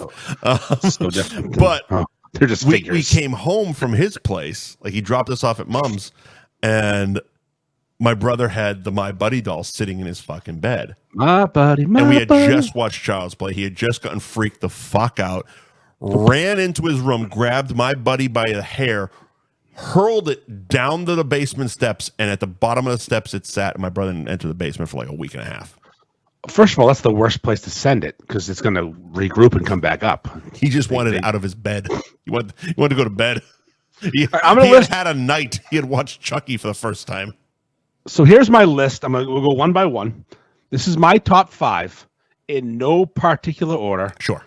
Scariest movies, and every one of these movies affected me in a different way. Like, all right, they actually frightened me a bit. Sure. OG, the original shit my pants movie in my life. Where when I was a kid, I shared a room with my brother, my older brother, who was 6 years older than me. I had to sleep with him. I was so scared of this movie. Okay. I woke him up and said, Gary, you disgusting weirdo. I cannot sleep alone. I was probably 7, maybe 8. Sure. Children of the Corn. Oh, yeah, that would fuck me up. Nope. I didn't watch that until I was a teenager. Yeah. Not okay. Malachi. Nope. That would fuck you up. I was ruined for a while. Jesus. Yeah. Later on in life, I watched The Shining. Now, Jack isn't the scariest person. He's scary enough, but whatever. The random shit is scary at a certain age. The twins. Yeah. Well, that quick flashing, I don't know what I just saw, but what the fuck was that? Yeah, at a certain age, that fucks you up. Yeah. Come play with us, Danny. Rad. No. Why is that bear blowing that guy? The shit like that. Yeah, that movie fucked me up hard. I didn't finish it till I was older. Yeah. But then horror movies got a little stupid. Okay. The 90s with The Grudge and just the Japanese shit. It wasn't good. It was fine. Right. I know you did last summer. I didn't get scared. And then around about 2002, okay, horror movies, they came back, I'm going to say. A little movie called The Ring. That movie was fucking frightening. Samara is a scary bitch. And the whole premise with the fucking student film and the fly that's actually alive and the ladder and the fucking guy from Super Troopers who fucking electrocutes himself. Yeah. That shit fucked me up for a month. Yeah. That movie was just like, it was fucked up. Not scary, fucked up. Yeah. So that's 3. Fast forward a few years later. It's Mother's Day. My wife wants to go to the movies. For Mother's Day, that's her wish. We had lunch with her family, and I was wearing pastels, wearing yellow. Okay, because Mother's Day, and a yellow collared shirt on. We came from dinner. It looked like that word we can't say. If you want to beep it out, I'll say it. One of them faggots. Thank you. Insidious. Insidious in the theaters. Yep. Actually made the hair on the back, like they say, it made the hair on the back of my neck stand up. No, it did. It gave me all the feels. Like, what the fuck am I watching? When that guy is, it's the guy with the cowboy hat that's outside talking to himself, and he walks by the baby's fucking crib room on the balcony. Then he's in the room. Yeah. Shoot me in the face the first time I saw it. I'd rather die. And then the fucking tiptoe through the tulips. Yeah. Holy kid running around. That shit fucked me up. And around the same time, maybe a year later, The Conjuring, the first Conjuring came out. And The Conjuring's a motherfucker. That movie's an absolute motherfucker. That movie is scary as fuck, and that is my top 5 right there. See, I think scariest movies. As we get older, we're kind of crossing the same paths here, where it's weird. Like, again, I don't believe in ghosts. You don't? But when I'm sitting alone in the dark watching a fucking movie that does, like I said, that does silence well, Conjuring is one of them. Fucking. Like I said, the first 2 Paranormal Activities. The third one wasn't bad, but then they Conjuring with the reel to reel. Yep. Chills. I just watched Hereditary the other night. Hereditary? Yeah. Hereditary? No, you had it right the first time. Hereditary. Hereditary. Yeah.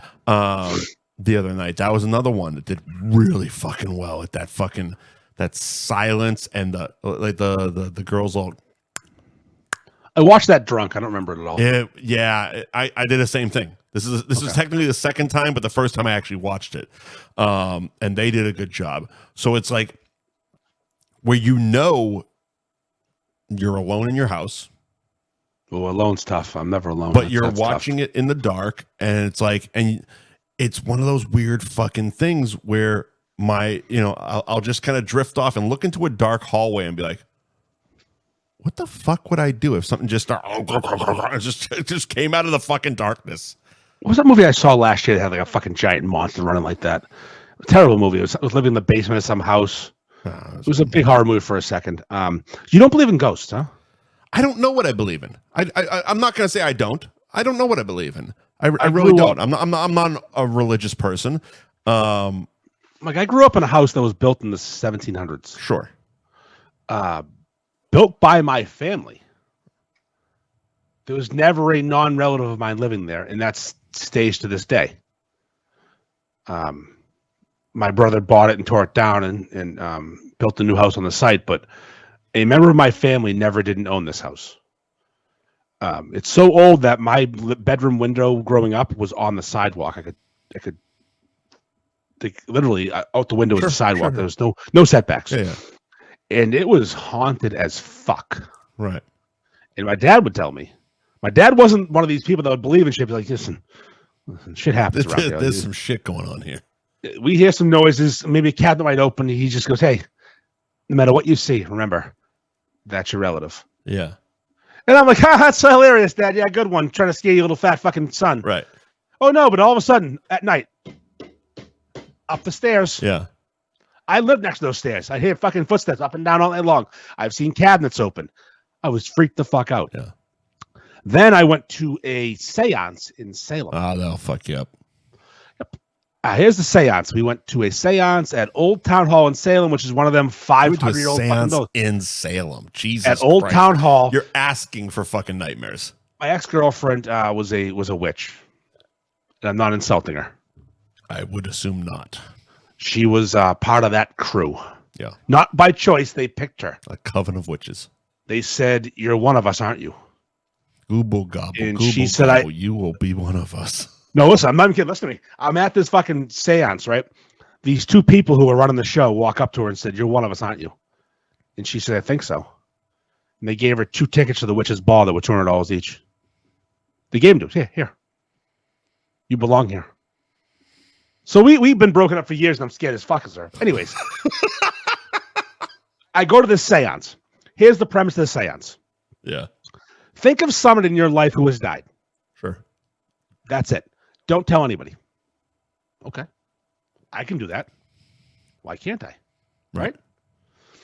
Didn't have a lot of... I wasn't spoiled for choice at that point. I was like 17. So I'm sitting in this room, and this witch...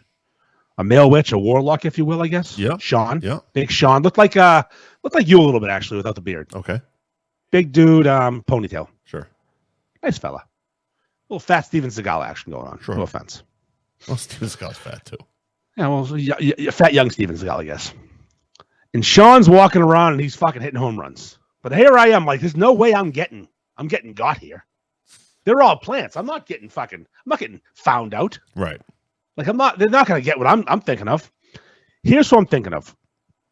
My dad had an older brother who died in the 60s. Mm-hmm. He was electrocuted at Salem Willows. After a hurricane, there was down power lines. One hit him. Never met him. No, never met him. I was born in the 70s. Yeah. He looked just like me. Like we are very twinny. I'll send you a picture. It's weird. Like young Andy and young Rick looked identical. So here I am. I'm thinking of a man I never met. One of those weird moments like in the horror movie where they're flipping through the photo book and it's like, you've been alive forever. Watch the movie Kato on HBO if you want that stuff. The what? Kato Lake on HBO. I watched it last night. That was just recommended to me by somebody else. I'm not saying it was great or bad. It was something. Okay. All right. So here I am. I got an ace in my pocket. No way fucking which Sean can even come close to getting Uncle Rick, who I never met, who died in the 60s. Mm-hmm. And I told no one. My girlfriend, who was a witch, didn't even know Uncle Rick existed. Uncle Rick doesn't exist. Right. I don't know the man. So I'm sitting there, and I know what she's thinking about. Her dead cat. Because she's never had a death in her life. Now I had grandparents that died. I just didn't choose to use them. Sure. Guy walks over, puts his hand on her shoulder, says, "It's an odd thing you have going on right now. There's no person here for you." To you? To her. Oh, okay. All right. He says, "But there's a cat in your lap." Oh, for fuck's sake. Like, obviously, she's part of the game. Yeah. There's no way he's getting the fucking cat. You're the mark in this situation. Yeah, we know how this works. Yeah. Now I'm like, bring it, buddy. Fucking bring it. Now everyone's got a mother, and there's not a sister. I'm hearing son. a J. And I get hand on the shoulder.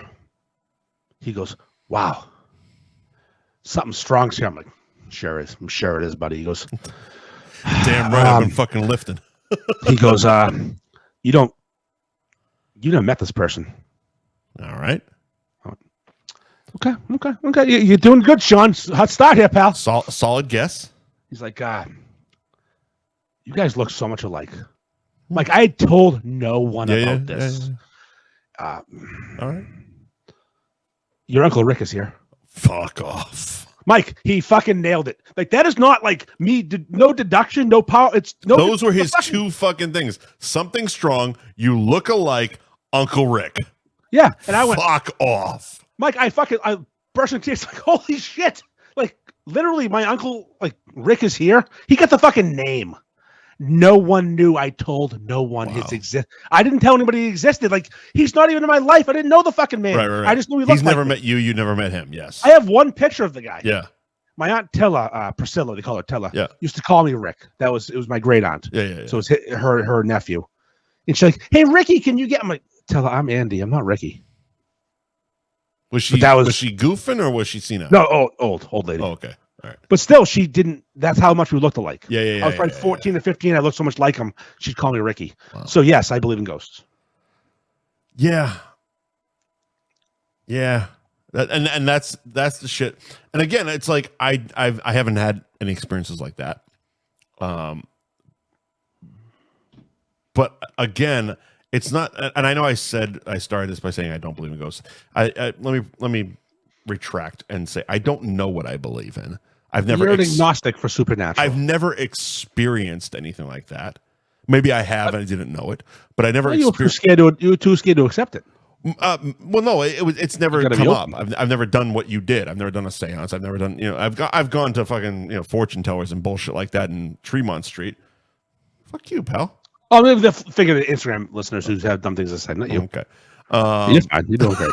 You're killing it. But it's like that's the stuff that now, as an adult who's been watching horror movies since I was a single-digit child, that's the stuff that still like gives me chills, makes the hair on the back of my neck stand up. It's like if again they do it really fucking well. That's the point of the movie, I guess. It's like if they can knock out that silence, the silence is it just fucking works, man. The first time you see Blair Witch Project is a mind fuck as well, especially if you were of a certain age when it came out. I saw it in a theater. We were lied to. Yep. I saw it in a theater. We were lied to. We were told these were real people. This was a real found footage. Brilliant marketing. Fucking genius marketing. Yep.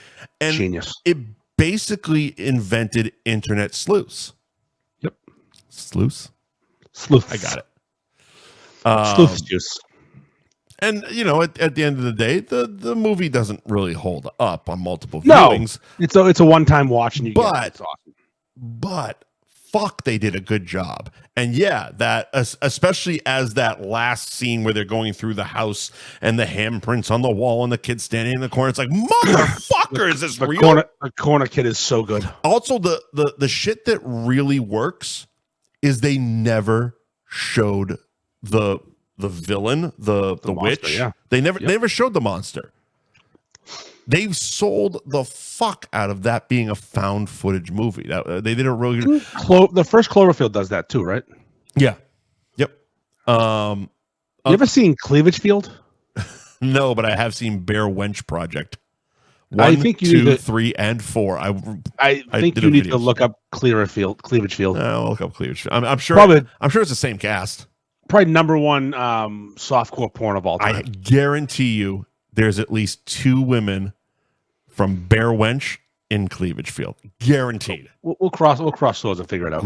Guaranteed. Cross streams. Another one that really does that found footage and is creepy as fuck, and really like you watch it blind and it fucks with you.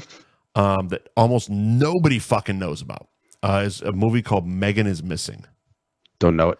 Yeah, it's not completely modern day because I wouldn't like it because it's a child missing, right? Yeah, so No, it takes place probably 10, maybe 15, I'd say 10 years ago.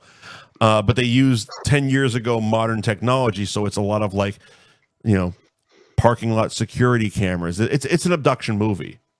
No thanks. Hard pass. That goes real fucking creepy, real fucking south, real fucking hard. Doesn't get better in the end, by the way. No. Spoiler alert.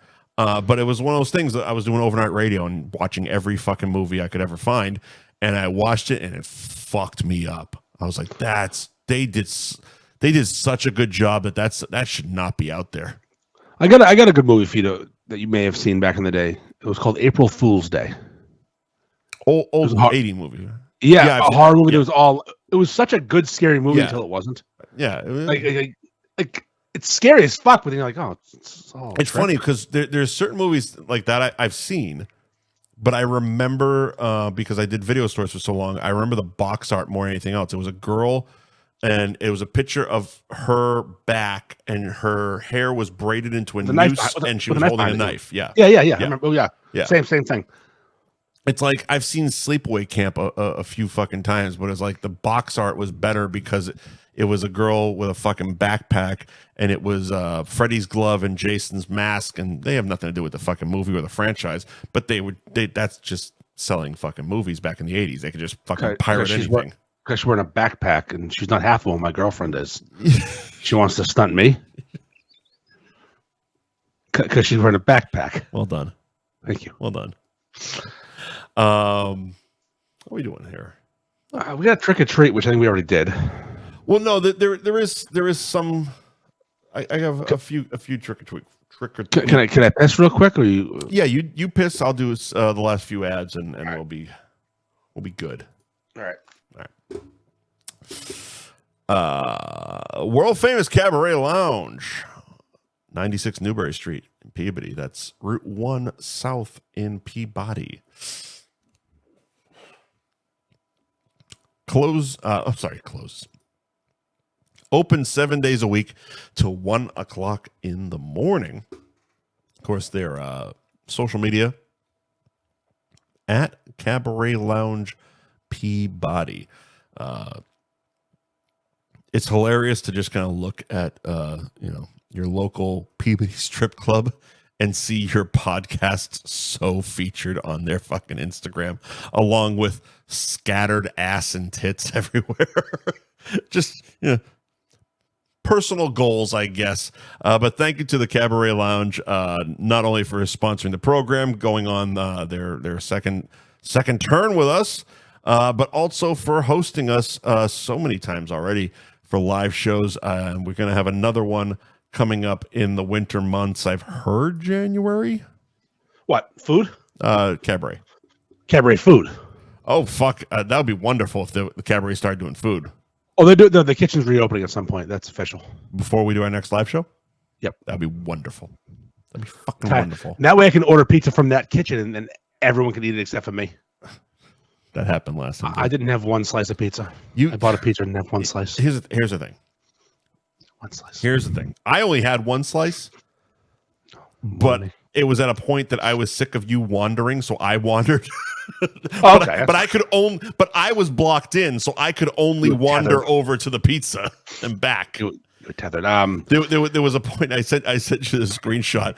I was just so upset that I had to shove something in my mouth, and cock wasn't an option. No, I left. You're right. I walked away. I understand. You're fast now. You got to find it. It's impossible. Nick's Place, Winthrop, Raymond, New Hampshire, Newmarket, New Hampshire. NicksPlaceOnline.com. You can find all the other locations. You can order online. They got a bunch of new fall menu items, including. Wow, that's a whole new fucking word I just came up with. Including God damn, Mike. They're gobbler bowls, which is basically what you think it is. It's a Thanksgiving dinner in a bowl. It looks... I actually gave your mom that nickname 2 years ago. And she hates it. Well, she hates it. I call it gobbler bowl. Gobbler bowl. Yeah, because she does all the things. Yeah, it's their Thanksgiving dinner in a bowl. Also, Fourth Hole is the one for her. It's available at the Raymond and the Newmarket, New Hampshire location. You can also find it online at nicksplaceonline.com and their Instagram, nicksplace.online. You know what I like about the Nick's Place model when it comes to when they expand and sell and make more? Yeah. They all stay under the same umbrella. Like, Ted Londy makes a Londy's and moves the fuck on. Londy's and Burlington, Londy's and Sam can go fuck themselves. Yeah. You buy a Nick's from Costa, you are part of their umbrella, and you go to Nick's Place online, you can go to any Nick's. If you're near a Nick's, it's there. I would say, odds are you're near one. I would say from a quality control standpoint, there's pros and cons to that. Yes, I agree. Because from what you see, the ones that you know Costa is involved in tend to fare better. Listen, the second the Greek leaves, it gets worse. I mean, it's not racist. The Greeks are really good at this. Yeah. These Albanians also solid. Speaking of, get a quick little. Are you doing an ad still? We got Jamie's left. This is actually perfect. Good. This is perfect. Go ahead. Jamie's Roast Beef in Peabody, 44 Margin Street in Peabody. Are they actually open 7 days a week, or is Google wrong? They're open 7 days a week, yeah. 11 to 9 p.m., 7 days a week. Jamie'sRoastBeef.com is the website. You can order online and check their menu. Also, you can apply to join the Jamie's team right from the website. Oh, they're hiring, are they? Their social media is at Jamie's Roast Beef. They're another one that's really good at the food porn. Yeah, they have one girl who's really good at taking pictures. She can take a picture, and she knows how to hashtag and such. Yeah. They posted, it was a few days ago. They did some fucking, I don't know what this ancho chili honey fucking that one looks chicken good. sandwich thing. It looks fucking phenomenal. Yep. And I don't even their loaded tots. I didn't even know they had those. That's new. I do love an ancho chili honey. I guess spicy honey. Hello, Jamie's soon. Problem with me, I go to Jamie's is there's a sandwich on the menu named after me. I don't go often enough to not get that every time. That's also my problem with a lot of the shops up there. Is it's like I'm there twice a fucking year. Yeah, I mean, I want to. I'm not going to go outside the box on this one. I wanted to make an angry Ferg chicken sandwich. I can have that too. Now here's what I was going with a minute ago when you were talking about Nick's and Greeks Jamie's and Albanians. Greeks and Albanians. Now, if I was to say who, in my opinion, is the current king of roast beef sandwiches, right? The crown is separated into three people, I think. Mm-hmm. None of which sponsor this show. Okay. We have the current Beef Madness champion, George. Before you continue, and I didn't ask you this last week, did I see George at the Cabaret? Yes, you did. Yeah, he gave me a $130 bottle of Irish whiskey. Is that what was in that? Yep. I thought it was a handle of fucking James River. Nope, it was a $130 bottle of Irish whiskey and a Pete's from Woburn shirt made by Joe from Ben Franklin Print Company. There was a point, I'm sure the girl was naked. I'm sure I was annoyed, and I'm sure Festa was making noise, and Will was probably yelling back at him, and I'm like, is that... Because it was one of those squinted... I'm like, is that him? That was George. Yeah, he showed up. He was there briefly. He's the man. So George is one of the, in my opinion, goats of the current beef industry.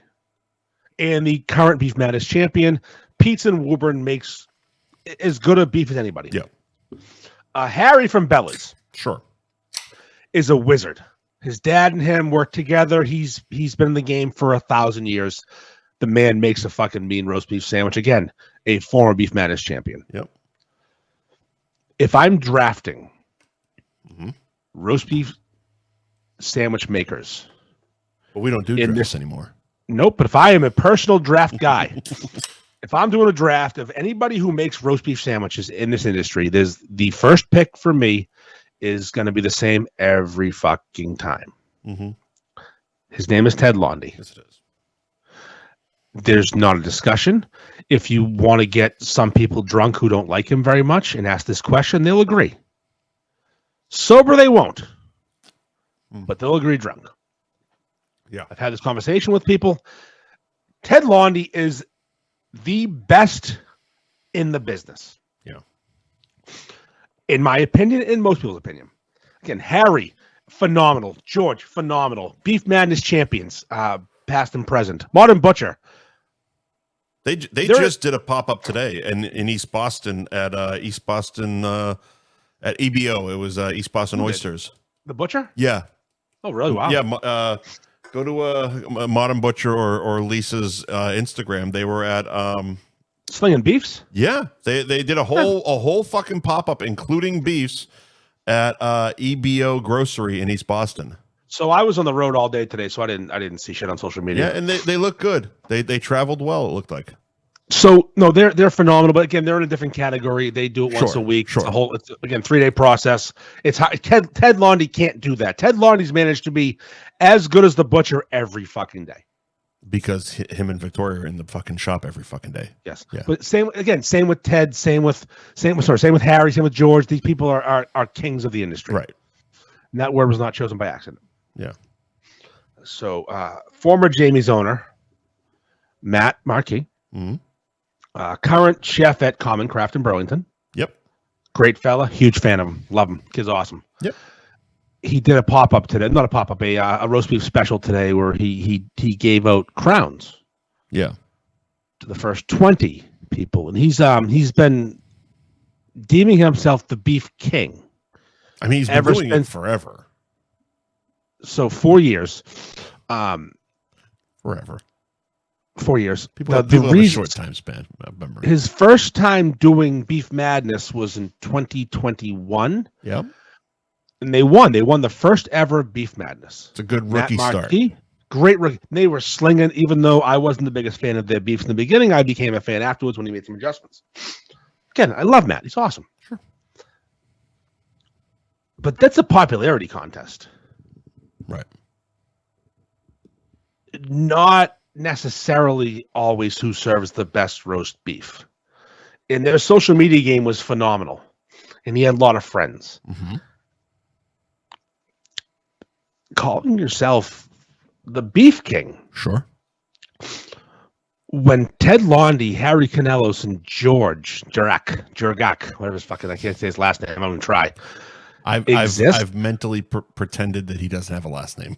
When Lisa and Warren, yeah, it's actually, you know what it is? I figured it out recently. It's Jorgaq. That's fucking amazing. Jurgak. He pronounced it me. He corrected me. Yeah. When these people exist, it not even going down the Adam from Anthony's in Anthony. It rubs me the wrong way slightly to call yourself the Beef King if you won one competition 4 years ago. And you won because you were really popular amongst the people who voted. Sure. I was at Patty. I'm going to tell you a story. I was at Patty Kelly's on non-beef related news, and the bartender asked me if I'd voted for Beef Madness yet, and if I was going to vote for Jamie's. She didn't know me. She was politicking. So I love, again, huge fan, but settle down with the fucking crowns. So to flip the coin over, you got to respect the fucking living the gimmick thing, man. Nope. I mean, Burger King is calling themselves Burger King. They haven't served good burgers ever. And they were strong in the 90s. The Rodeo Whopper, come on. The Western Whopper changed your life. Come on. Flame broil, man. Yeah. I agree. I'm just saying, So I respect the hustle. I respect the gimmick. There's a Beefy King in Orlando near you. Go to it. It's not good. Is it what? It's a lot. It's a Beefy King. Is that a thing? Yeah, it's in Orlando. Fuck off. I'm not going. It's a roast beef restaurant in Orlando. Yeah. No, there's no way. No, Beefy King in Orlando. I won't even travel to the West Coast for the Kellys, and I've heard they're actually fucking decent. But no, they do a good job because the 110 restaurant group people are running those. One of them I heard just opened in Worcester, actually. Yep, they're doing that one too. Anything not in Revere or Saugus is different people or Danvers. Very interesting. But no, there's only one place I'm going for beefs down here. No, my point is though. I have a simple point. Just settle down. Well, although I did hear that. Look, you got to drive business somehow, and if giving out fucking goddamn Burger King crowns with your sticker on them to fucking McGrath and a bunch of other fucking guys that are going to show up for your fucking beefs, fucking do it, man. The sticker's awesome. Make them show the fuck up. If they show up and they sell out your beef, that's the fucking job. Do you know I was supposed to? I was asked to do a live show from there today. What do you mean a lot? This show? No, a separate thing. It's a live show. Yep. With some random with the beef group people. I'm like, I don't know how to do it. Besides Instagram, it's gonna go real poorly. This is where we go off air and start talking about the monies. Oh, there was monies. I don't know how much monies there were. No. I mean, you can't do it. Oh yeah. It was going to be a live Instagram with me and Dan Bob or Fitzy or somebody. Fantastic! But I was like, I don't know how to do it. Were they? But they weren't even there. No, well, we didn't do it. No, but they were like.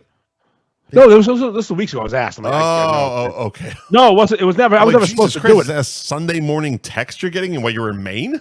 It was supposed to be last week at 9 a.m. originally. I'm like, I'm not doing that. Yeah. And then today, I'm like, Matt, I'm not really that guy. I'm not the guy. Mm-hmm. Also, like, what are we gonna? It's gonna go horribly. Look, have a conversation. We can do a show from there. I mean, you'll be up in, at some point. We can do a January show. We can do a couple shows. We can figure it out. If they sponsor, I can always figure it out. If they hop on as a sponsor, I can call them Beef King, I guess. Yeah. Look, also, hold on. I'll call you Susan quick, if you fucking want to. I don't give a shit. Real quick, though, you know what the Beef King is? What? Me. Well, it's fucking me. Well, it's none of these fucking fly-by-night cunts who close and open. It's me. I'm the fucking Beef King. Fuck off. You tattoo. Fuck you. I'm the fucking Beef King. You got. No, it's me. I'm the fucking king of beefs. Right. No one knows more about this than me. No one eats more than me. No one. So this is what this is about. This struck a nerve. It struck a nerve twice. One, you're not the best. Two, you're not me. Fuck off. Love you, mean it, but fuck off. All right. I'm a big Mac guy, but fuck off. You're not the Beef King. I'm the fucking Beef King. Right. I'm the fucking Beef King. I'm the king calling this motherfucker. That's good. Thank you. Trying the best. All right. Getting back to our Halloween-y topics. Real quick. Trick-or-treating. Yeah. It's a topic. Trick-or-treating seems to have changed quite a bit since we were kids to what kids do now these days. Oh, there's times involved. There's days involved. It doesn't happen on Halloween most of the year. Thank God Danvers killed this Halloween, but fucking these pussy towns. Sadly before. I mean, there's like multiple days that kids can go trick-or-treating at multiple different locations, like sectioned off, like it's all gridded and shit like that. Don't forget Trunk or Treat. What's that? When they a bunch of fucking pedophiles hang out in the park with their trunks open and give candy to kids. That's a good one. I like that. That exists. Yeah. That's real. Trunk or Treat. Sure. Yep, it's cool. So I don't know when it changed. I don't know when it went from like on Halloween, whatever day of the week Halloween falls on, whatever day of the week October 31st falls on, you dress up and you go around your fucking neighborhood as far as you're allowed to walk, collect fucking candy, come home and eat like a fat kid. Like that was trick-or-treating. And then at a certain point it changed. Do you know what else when we were kids, what it was with the timing? When it got dark until the lights went off. 100%. That's basically it. When the street lights went off. Not even the street light. No. I'm talking the porch lights, the house lights. Like, well, you could walk around. You couldn't go to houses that didn't have fucking lights on. And eventually, all the house had lights off. Right. Go home. Right. That's it.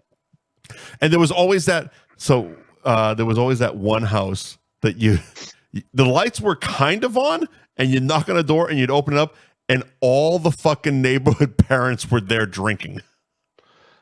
That's me. In that one house.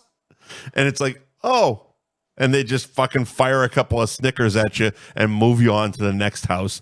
And they would all sit around in one house drinking while all the kids wandered. Parents go trick-or-treating with their... Like, I never trick-or-treated with my parents.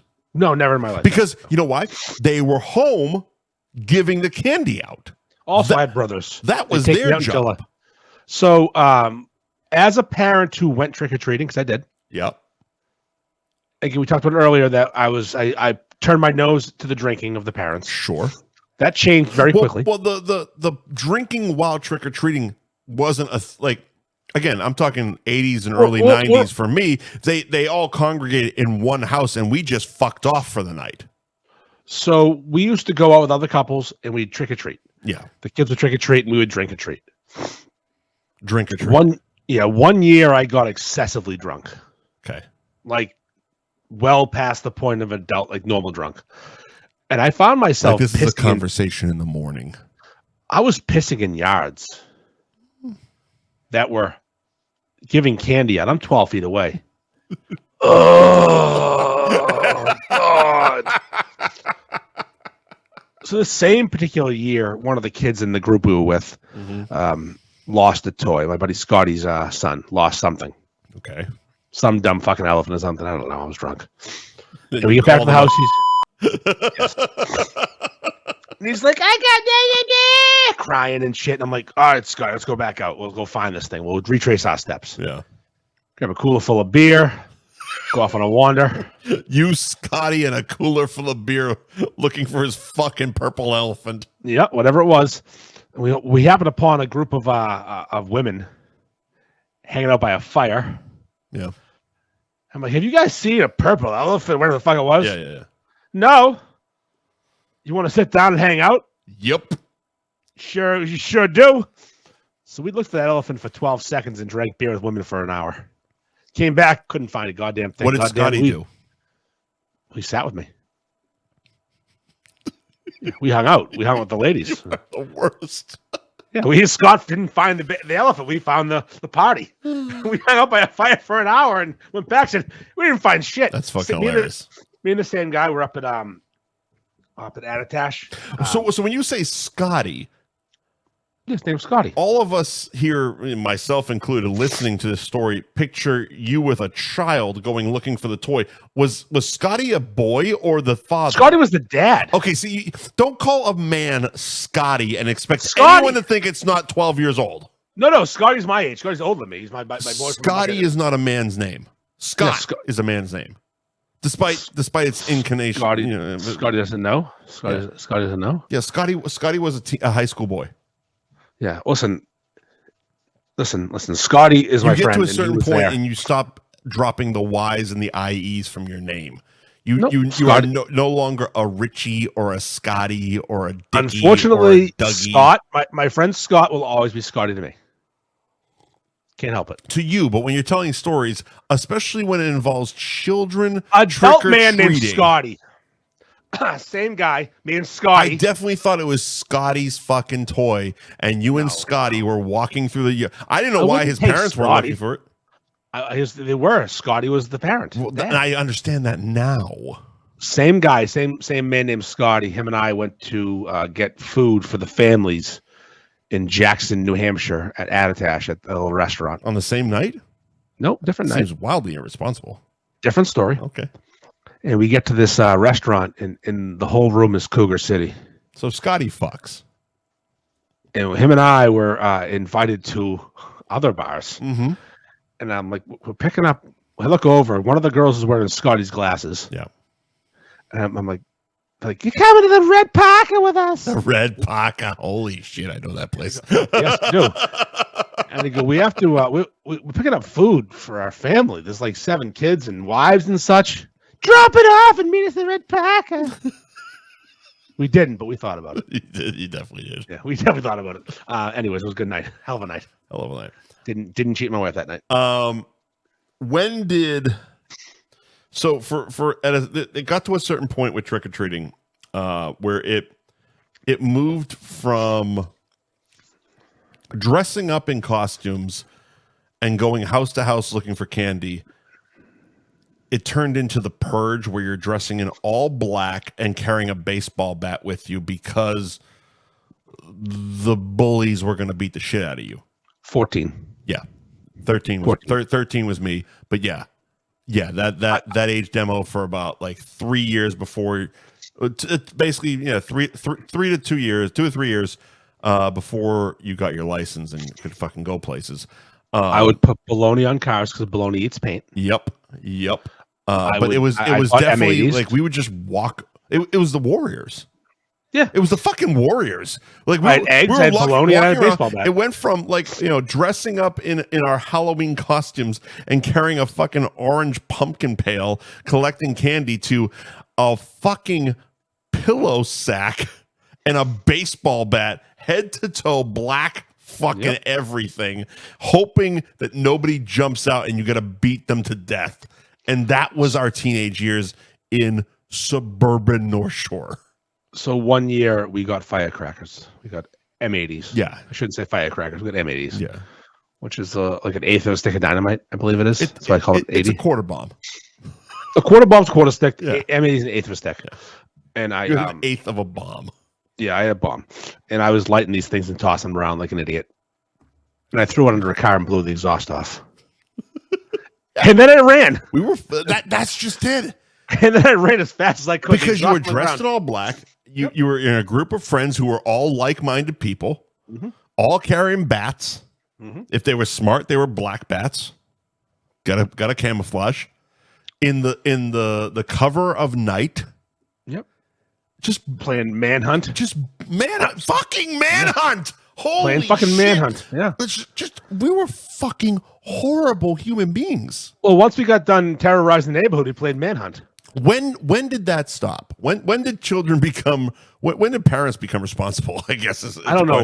When I was 15 or 16, I was playing manhunt, trying to finger blast my neighbors, right, and blowing exhaust off cars. Occasionally, you would need a pick me up, so you'd stop to a house with your fucking pillow sack and be like, "Give me candy," and they're like, "You're not even dressed." It's like, "Give me fucking candy." And you have candy while you're kind of just wielding your bat down by your leg. I have an egg, you motherfucker. I will ruin your life. I will ruin tomorrow morning for you. Did you ever use bologna as a kid? Bologna, no. A lot of toilet paper, a lot of eggs, a lot of shaving cream. No, bologna would take paint off a car. We knew the bologna trick. Some people did. I was never a bologna guy. Oh, huge bologna. I didn't want to do the shopping, to be honest with you. I lived across from 7-Eleven. Oscar Mayer was right there. I took what was in the fridge. All right, listen. I was a problem. I'm not going to commit a felony out loud again. I'm not going to incriminate myself anymore. I was a big problem as a boy. Yeah.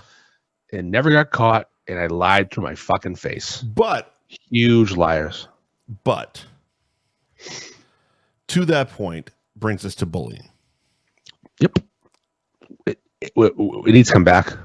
See, bullying worked on a lot of levels. It worked so well. You know what I mean? So good. Bullying was the best. Like it set you up to like you can't go to school and learn how to do taxes or learn how to pay a mortgage, but bullying taught you how to be a man. It did. It taught you how to not be a fucking pussy, that's for sure. Exactly. And also consequences and repercussions. If you exist and you deserve to get bullied, you get fucking bullied. If you're wearing some fuck off Instagram. Yeah, we're good with it. If you go out in the world like dressed as a fucking cunt and acting like everything's all cool and you can just do what you want, and someone doesn't like it, they pick on you and they bully you. And you deserve it. And that's okay. I'm not saying murder. I'm saying a little fucking little aggression. You get bullied. If you can't take it and you're a little aggressive, maybe you got a little ass whipping, it happens. You get them back next year. You keep that mental fucking receipt in the back of your head, and you're like, absolutely. All right, next year, yeah, Next year, I'm gonna hit him in the knee with a fucking bat. And you do. He's confused. You get bullied, you get hazed, and there are consequences. Unfortunately, these rapey motherfuckers, these rapey white boys, with lacrosse team folks, they took bullying and hazing to a new level and started like anally penetrating people as bullying, and that's not bullying. That's rape. That's absolutely not bullying. And those guys ruined bullying for the rest of us. I got bullied. I became the bully. It's called growing up. Getting raped as a young boy is not bullying. I didn't get raped. I got bullied. Yeah. Difference. We all got bullied. So I watched Hubie Halloween last night. Okay. And that man gets bullied. Yeah. Never once raped. But holy shit, did he get bullied. There wasn't a rape scene in Hubie Halloween. That'd be a hell of a movie. He got raped. God damn Netflix. Come on, get your shit together. Get that fucking rape scene in there. I texted you about it like, you don't like that movie. No, I don't. And you said I should watch it again. I hated that movie. I thought it was one of the worst movies I've ever seen in my entire life. It's bad. The experience of watching it was bad. It angered me watching it. I was like, this is fucking they gave him like $9 million to fucking do this fucking movie, and he did this. This is fucking disgusting. It's awful. But also I watched it during COVID. I watched it when it came out. Here's the thing, Mike. It came out during COVID. I was in a lot of weird places during COVID. So I will take your word on it. Now, this could be also payback for my 80 for Brady. No. Recommendation. You have to watch the movie with a grain of salt. It's not a good movie, but it is funny as fuck. Yeah. So, I said similar things about 80 for Brady. The premise of the movie Hubie Halloween is you got this fucking retard. Yeah. Heart of gold. Sure. Everyone picks on him. Every kid makes fun of him. They throw things at him. The priest makes fun of him. The cops make fun of him. They call him a moron. His grandmother buys shirts from like the thrift store that say really aggressive sexual things, and she don't get it. Okay.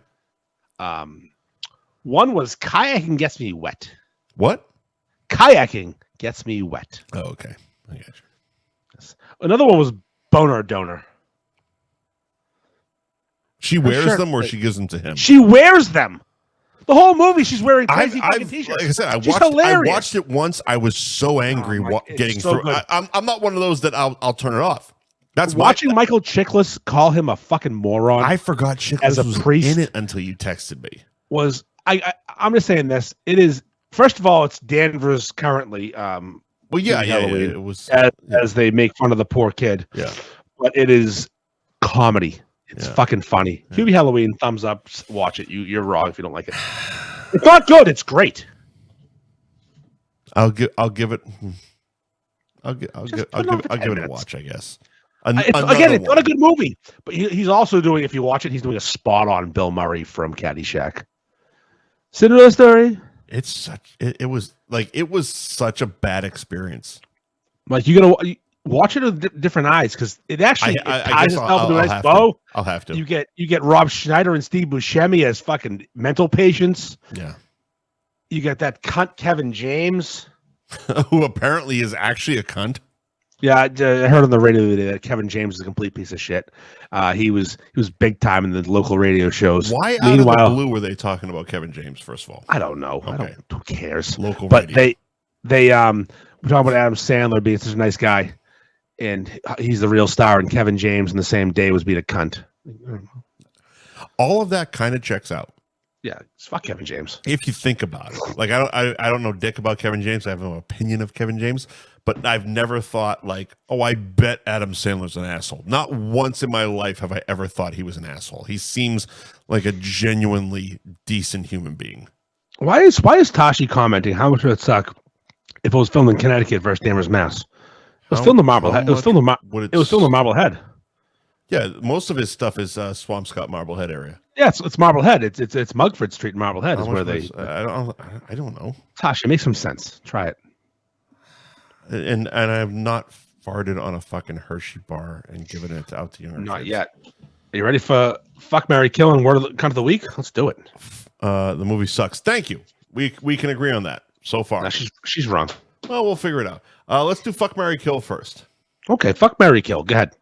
All right. So we have a horror scream queen fuck, marry, kill. Let's go. Jamie Lee Curtis, Laurie Strode in Halloween from 1978. Nev Campbell, Sidney Prescott, Scream, 1996. 7. No, 6. Yeah, 6. 7. Yeah, 6. And brand new to the group, Laura Lavera, fucking sexy as fuck name. Sienna Shaw. Facts. From Terrifier 2 and 3. Fuck, marry, kill. Should I go first? Please. This is actually more difficult than it should be. Yeah. I'm going to fuck the new girl. Mm-hmm. That's easy. Laura Lavera. Now, it's pretty easy to, marry Nev Campbell and move in your life, but Jamie Lee Curtis has given me more boners than Nev Campbell has. But we're talking Jamie Lee Curtis Halloween. I'm talking Jamie Lee Curtis. Okay. Period. Well, see, I'm gonna be a stickler about this because when we did one of these fucking things, and you were like, "Oh, I'm not talking about movie villains. I'm talking about pieces of shit." No, we're talking about 1978, Jamie Lee Curtis, Laurie Strode, Halloween. We're talking about these 3 fucking characters. You don't get to fucking do Trading Places, Jamie Lee Curtis. Fine. First of all, I was doing fucking True Lies, Jamie Lee Curtis. I don't give a fuck what you were doing. You're doing Laurie Strode, the babysitter. So I'm taking Jamie Lee Curtis with my own fucking rules, whatever I want, and killing Nev Campbell. Fucking die. See you later. Marrying Jamie Lee always. Yeah, you're cheating. Never not marrying Jamie Lee. You're cheating. Okay, I'm cheating. You're cheating. You're cheating. La-da-da. Yeah, you're cheating. Well, you go. Don't right, cheat though. Don't cheat though. Don't you dare cheat. I'm fucking Laura, the new girl. Of course. Yeah. I'm killing Jamie Lee. Yeah, sure, go for it. Sydney's a fucking survivor. Yeah, she is. And she stayed hot while surviving. She's choice. All the way up till the last movie she was in, still fuckable, still a survivor. Marrying. Whoa. What do you mean last movie? This is Scream 1. We're not talking about Scream fucking. I'm not Halloween fucking Resurrection. We're Halloween 2020. We're doing Jamie Lee later too. Oh, I can have Jamie Lee after. Okay. Nope. Okay. The character. Oh God, you fucking. The character. Laurie Strode. Okay, Laurie Roder. Okay, good. Yeah. Laurie. I'm not taking the fucking the goddamn Unabomber Laurie Strode in later days. I'm taking Sidney Prescott, marrying Sidney Prescott, killing Laurie Strode, fucking Sienna Shaw. Fine. I know you don't like it. Great. Yeah, you're not happy because you lost. Great, you win. No, you win. No, of course I lost. You're not happy because you lost because you wanted True Lies, Jamie. You thought we were doing. I want True Lies, Jamie. I want True Lies, Jamie. You know what? Next week we'll do a fuck, marry, kill. We'll involve Jamie Lee Curtis from True Lies. I want to do True Lies, Jamie Lee Curtis. Sit in my face so bad. It's great ass. What an ass! Great ass. Can you listen? If you could take tits from a movie and ass from a movie, Jamie Lee might have 2 of the best in that one movie. No, but Trading Places, tits and ass from True. Oh my God, Jamie Lee could fucking get a. It's a shame she's a penis. It's a shame it's a penis, but we'll get it. We'll get over it. Yeah, well, I mean, just keep telling yourself it's an oversized clit. Huge cock. Word of the week. I have a cunt of the week, but it's fine. We'll get to it in a second. Okay, what do you got? Word of the week, guys. Just keeping shit in order, man. I'm ready. I'm trying to keep shit in order, man. Word of the week. Saw this while scrolling, and it's called the Rusty Igloo. Ooh, sounds sexy. Rusty Igloo. So this is I'm throwing it up on the video. This is the meme I saw, and it made me send it to you, which obviously meant word of the week. When you hook up with the cute waitress from Chili's and she gives you your first ever Rusty Igloo, It's a couple of sweaty people in bed saying, "Where have you been all my life?" Now, I had no fucking idea what the Rusty Igloo was until throw that shit into the Google machine. Of course. And the Rusty Igloo. When masturbating a penis while at the same time pushing ice out of your mouth into the anus. That girl was a freak. She turned my brown eye blue with her Rusty Igloo skills. Oh my. So basically she's face first up your ass with ice in her mouth. Yeah. Jacking you off. Yeah. And she's pushing the ice cubes into your butthole. I would rather have the mouth and ice on my dick and a finger in my ass, but that's just me. I would have to agree with that one. That's a much better scenario than ice cubes up my asshole. I'm not into this at all. This is fucking torture. This is such torture. The fucking Rusty Igloo. What are we doing? Turn my brown eye blue is hilarious. My brown eye blue. Great line, but I am so not into this. This is weird. That is fucking bizarre. I do. I try to live my life every day. Keep out of strife. Come what may, I try to do unto others as I'd have them do to me. But it can't be done for everyone, and now it's plain to see. You are a cunt. A big fat stinking cunt. Say it ain't true, but he'll tell you you're a motherfucking cunt. You are a cunt. Motherfucking cunt. Everybody knows from your head to toes you're a big fat stinking cunt. People who work at haunted houses. Did we do haunted houses last week? I don't know. I'm doing it again. All right. Well, go ahead. I fucking hate haunted houses so much, and I don't like people who work there. And if you work in a haunted house and you act like it's like a character, and I'm around, I'm gonna punch you. See that's actually part of like literally my next week. I'm gonna assault you. They put up 10 haunted houses. You walk through. Spooky. Ooh. Nope. I know these hardos who take their job seriously as the Grim Reaper. And they want to fucking get chesty with me. I'm not absolutely hate Halloween Horror Nights. I'm throwing punches, Mike. I am literally throwing punches. So I'm gonna go to I'm gonna fucking knock somebody out that night. So obviously Halloween wraps up Halloween Horror Nights. It's the last week of it. But I went with my brother for the first week, and he almost knocked out somebody because they come out of nowhere. They come out of the corner and they try to jump scare the shit out of you. And one of the houses, the guy like threw his arm out, and timing, it went right past my brother's nose. I saw the arm cock back, and I'm just like, oh shit. No, I don't go to them anymore for that reason. Too close. I can't go. I'm not doing it. Fuck off. Don't touch me. Leave me alone. Do not try to scare me, you motherfucker. I'm not okay with that. Nope. So you can't do the spook houses, huh? Oh no, I can't. I'm gonna. Have you ever been able to, or is this like latter day Andy type of shit? 19 years old is the last time I tried one. And how'd it go? I fought somebody. You fought one of the fucking what haunted houses are you fighting people in? Hammond Castle, Gloucester. Jesus Christ, it's actually one of the. I've been many times. Yeah. You're going to real. I was separated from my group. Don't ever come to Halloween Horror Nights. And I'll probably ask you at some point in your life. Don't say yes. I'm gonna tell you a quick story. Go ahead. I was wandering with a group. I was like with 10 people. As you do. And the Grim Reaper said no. Oh, you can't go any further. And I was like, no, I'm with them. And he stayed in character. I said, nah, I'm with them. I'm gonna go. And he put his stick down. You can't go. And I pushed him to the wall, and I said, I'm gonna fight you right now. And you're not gonna win. I'm gonna fight you. And he said, dude, chill. I said, get the fuck out of the way, and I will chill. And and then he moved. Nope. All Do right. not stop me from going. I'm going. Here's Do not the fuck with thing. me or touch me.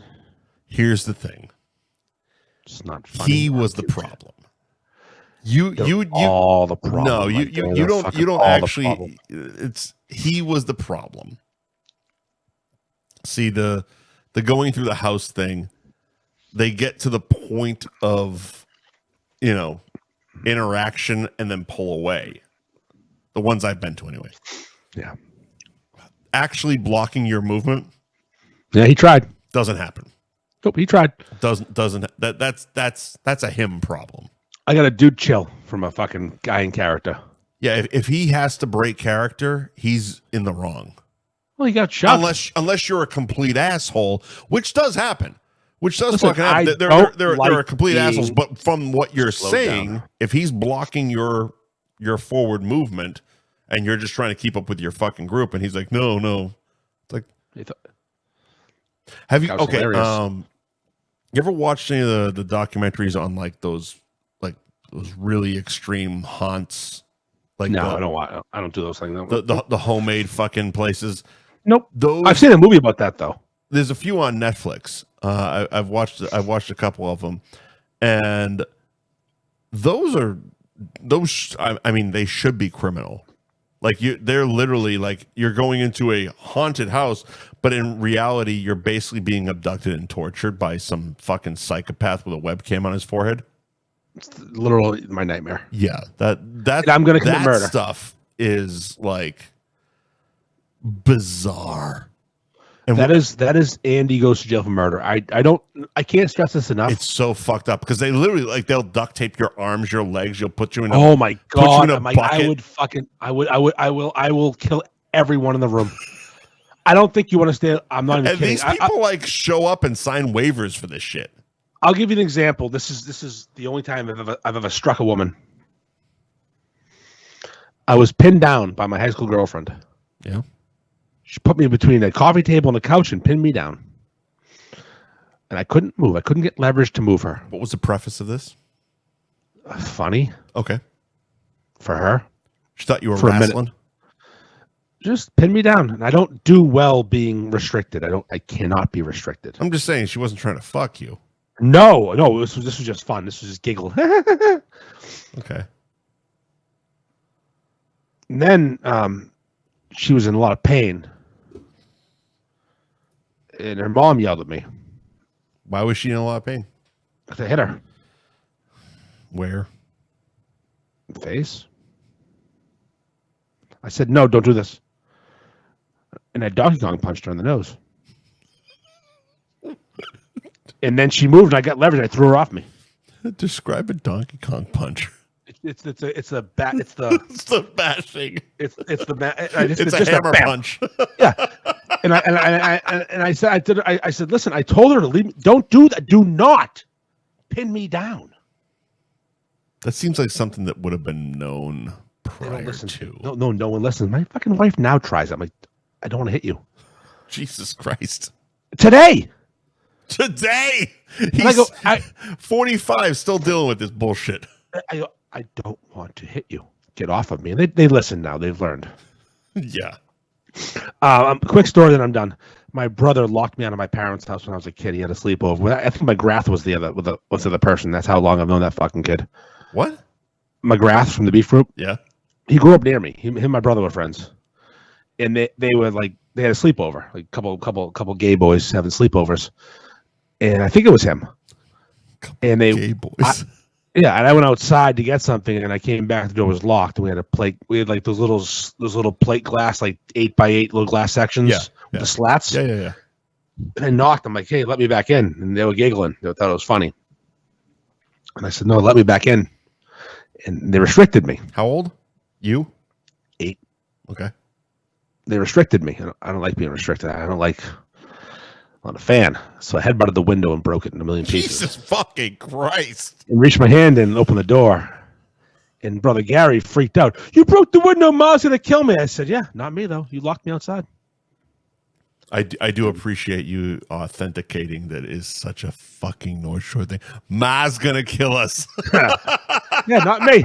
I do not. Fucking Ma's going to kill us.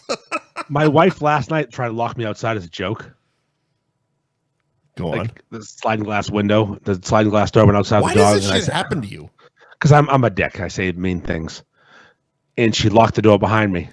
I'm outside. Way And I'm outside. And I'm too looking many at the people door. try to lock you out of houses. And I look at the door and I text her. I go, don't do that. She's 10 feet away. I go, Nope. you don't want this. And she got up and opened the door. You don't want this smoke. Not even the smoke. I don't like being stopped. Do not. Escape rooms. Nope. Never. No, don't lock me in. No haunted houses. I mean, let's have pile the total control. escape room on because we haven't done it, and let's just knock it off the list. I wouldn't do an escape room for $1 million fucking dollars. So you've never done one? No, I won't do it. I will break the fucking door down. Okay, I'm not so doing it. why did it show up on our topic list? Because people do escape rooms, and it's fucking retarded to me. Why would you? Well, it's Do a excessively puzzle. retarded. But Why would you do it's a puzzle dumb idea. to get out of a room and pay for it? I gotta do math and But puzzles. where did it come from? No. In your like? Why did it end up on our topic list? There's one in Salem. I drove by it. It says escape room. I said, why would anyone? Why do would anybody? Okay, so fair enough. We I would we never agree do an on escape that room. part. Why the I fuck would you do an escape never room? do an escape room. Again, I've talked about this before. There's going to be a new exit shaped like me. I'm coming out. You can't stop it. The fucking no- Looney Tunes exit. There's I'm Kool-Aid man. There's no way I'm not using the door. I'm getting out of this fucking room. Kool-Aid man. I am not. I do not restrict my movement. I have to be able to get out of somewhere. I'm not claustrophobic. I can be in a small space all day. Can't get out of phobic. If I'm locked in somewhere, you're going to see a different side of me. It's not going to be good. It's not going to be funny either. People think it's funny to lock me in places. They Do they laugh when I'm though? done. Because none of this has sounded funny at all. Yeah. My wife thinks it's hilarious. All of this sounds horrible. Like I'm it's ended horribly. You've hit a woman. You've headbutted a glass window, broken it, and you've Don't threatened. loosely threatened domestic violence. That was last night. Literally last night. And that's literally last night. They keep thinking it's funny though. Everybody watch Andy fucking lose his mind. Have some fun. I've known you for what 5-6 years now. I've never once thought, yeah, let's put this guy in a confined space. Nope, not for me. What the Not for me. fuck? Why don't people know you? They think it's hilarious to watch me fucking lose my mind. I don't think that at all. I mean, here it's fine, but we're 1,500 miles apart. But I do. you're gonna go upstairs to the woman that tried to lock you out of your house last night. And she's gonna yell at me, and we'll see what happens. Fair enough. All right, we good? Yeah, I'm That's a hot ending right there. That's a fucking therapy ending if I've ever fucking heard of one. Violence and a half. All right, Holy shit! Everyone kill them. I can't believe you wouldn't marry Sidney Prescott. I probably would, but I'm mad at you. Thank you to our sponsors, Gary Girolamo Group of Cross Country Mortgage, Ben Franklin Print Company in Middleton, Twist of Fate Brewing in Danvers, Anthony's Roast Beef and Pizza in Tewksbury, world famous Cabaret Lounge, Route 1 in Peabody, Nick's Place, Winthrop, Newmarket, and Raymond, New Hampshire, nicksplaceonline.com, and Jamie's Roast Beef in Peabody. Andy, anything else tonight? Now I'm gonna go upstairs and beat my wife. All right. We'll see you next Tuesday, cunt. Just kidding. I won't. Bye.